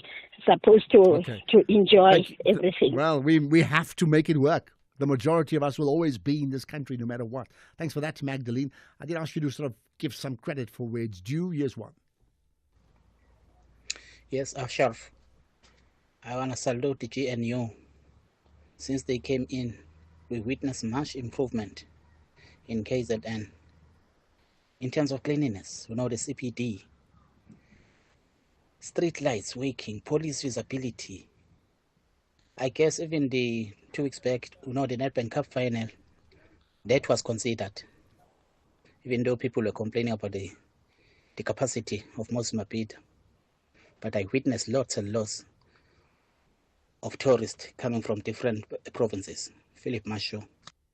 Okay, thank you for that, Philip. And let's see if there's another. Here's another one about. Okay, listen to this one. Evening, Ashraf. I would say Sanrail, well run, good roads, an example of a parastatal that's doing well. And I'd also say the South African press, the media, don't always get it right, but I think generally it's a strong independent media and the country is better off for it. So they must continue doing good investigative work, and let's deal with facts and not fake news, which we see so much on the internet. So those are the 2 things I'd say we can pat ourselves on the back. Peter, Durban. Well, thank you for bringing that up. I had a chat yesterday with Phumzile van Dam. Listen to that conversation as a podcast, okay? We tweeted it. It's also on the website, SAFM, about South Africa ranked number 7 amongst people they trade with as a democracy. And one of the factors is that we have a thriving media. Try and do what we do in other countries. You won't get it right, I can tell you. Good afternoon or good evening, Ashraf. If there's one thing we're doing right in the country, it's the payment of social grants. Yes, there are challenges here and there, but overall, the payment of social grants in this country, you have to give it a thumbs up. Look at the number of people every month that get their grants, whether it's old age grants, whether it's child support grants. The fact that people get monies into their accounts or into their SASSA cards monthly, with those few teething problems, but we are getting it right. So big up for me to SASSA, South African Social Security Agency. Thank you. Okay, got that. Somebody said that's the plus sign. The negative is that so many people are reliant on these grants. What do we do if we can't afford it? Hey, Mr. AG. Gada. Yeah, but it's just said that Julius Malema can deny that these people got arrested now and then. Malema says there are no foreign nationals who are undocumented, who are here illegally. It's so sad. All right, here's the last one I can play. It's about the hospitality industry. Good day, Ashraf. Cape Town might be employing a lot of people, but these are because the hospitality industry there is doing well. But who is employed in the hospitality industry? It's foreigners, so it makes no difference for South Africans. But I mean, Thank you. Can we say emphatically it's only foreign nationals only? And if they're foreign nationals documented, and that's okay, isn't it? Think about it. Okay, that's the show. Listen to, check the podcast out, SFM.co.za, Twitter, Facebook. We've posted them all there, and feel free to communicate even after the show, because as I always say, the show is a 3-hour show, but the sense of feeling the pulse of a nation, as per the National Pulse, is a 24/7 occupation. Think about it. Thanks for listening. Here's the news at 6 with Greg Host.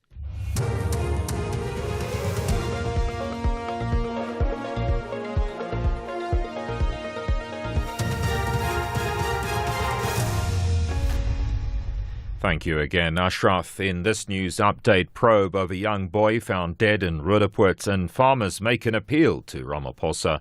Good evening. Police have opened an inquest docket following the discovery of the body of an 11-year-old boy in Roodepoort, west of Johannesburg. The boy was dropped off by Scarlet Transport yesterday but never reached his home. A search was launched this morning, and his body was found by a resident not far from his home. Police spokesperson Avela Masondo. Preliminary investigation suggests that the child was found with some bruises. Yes, but as for now, as I'm saying that, no, let's wait for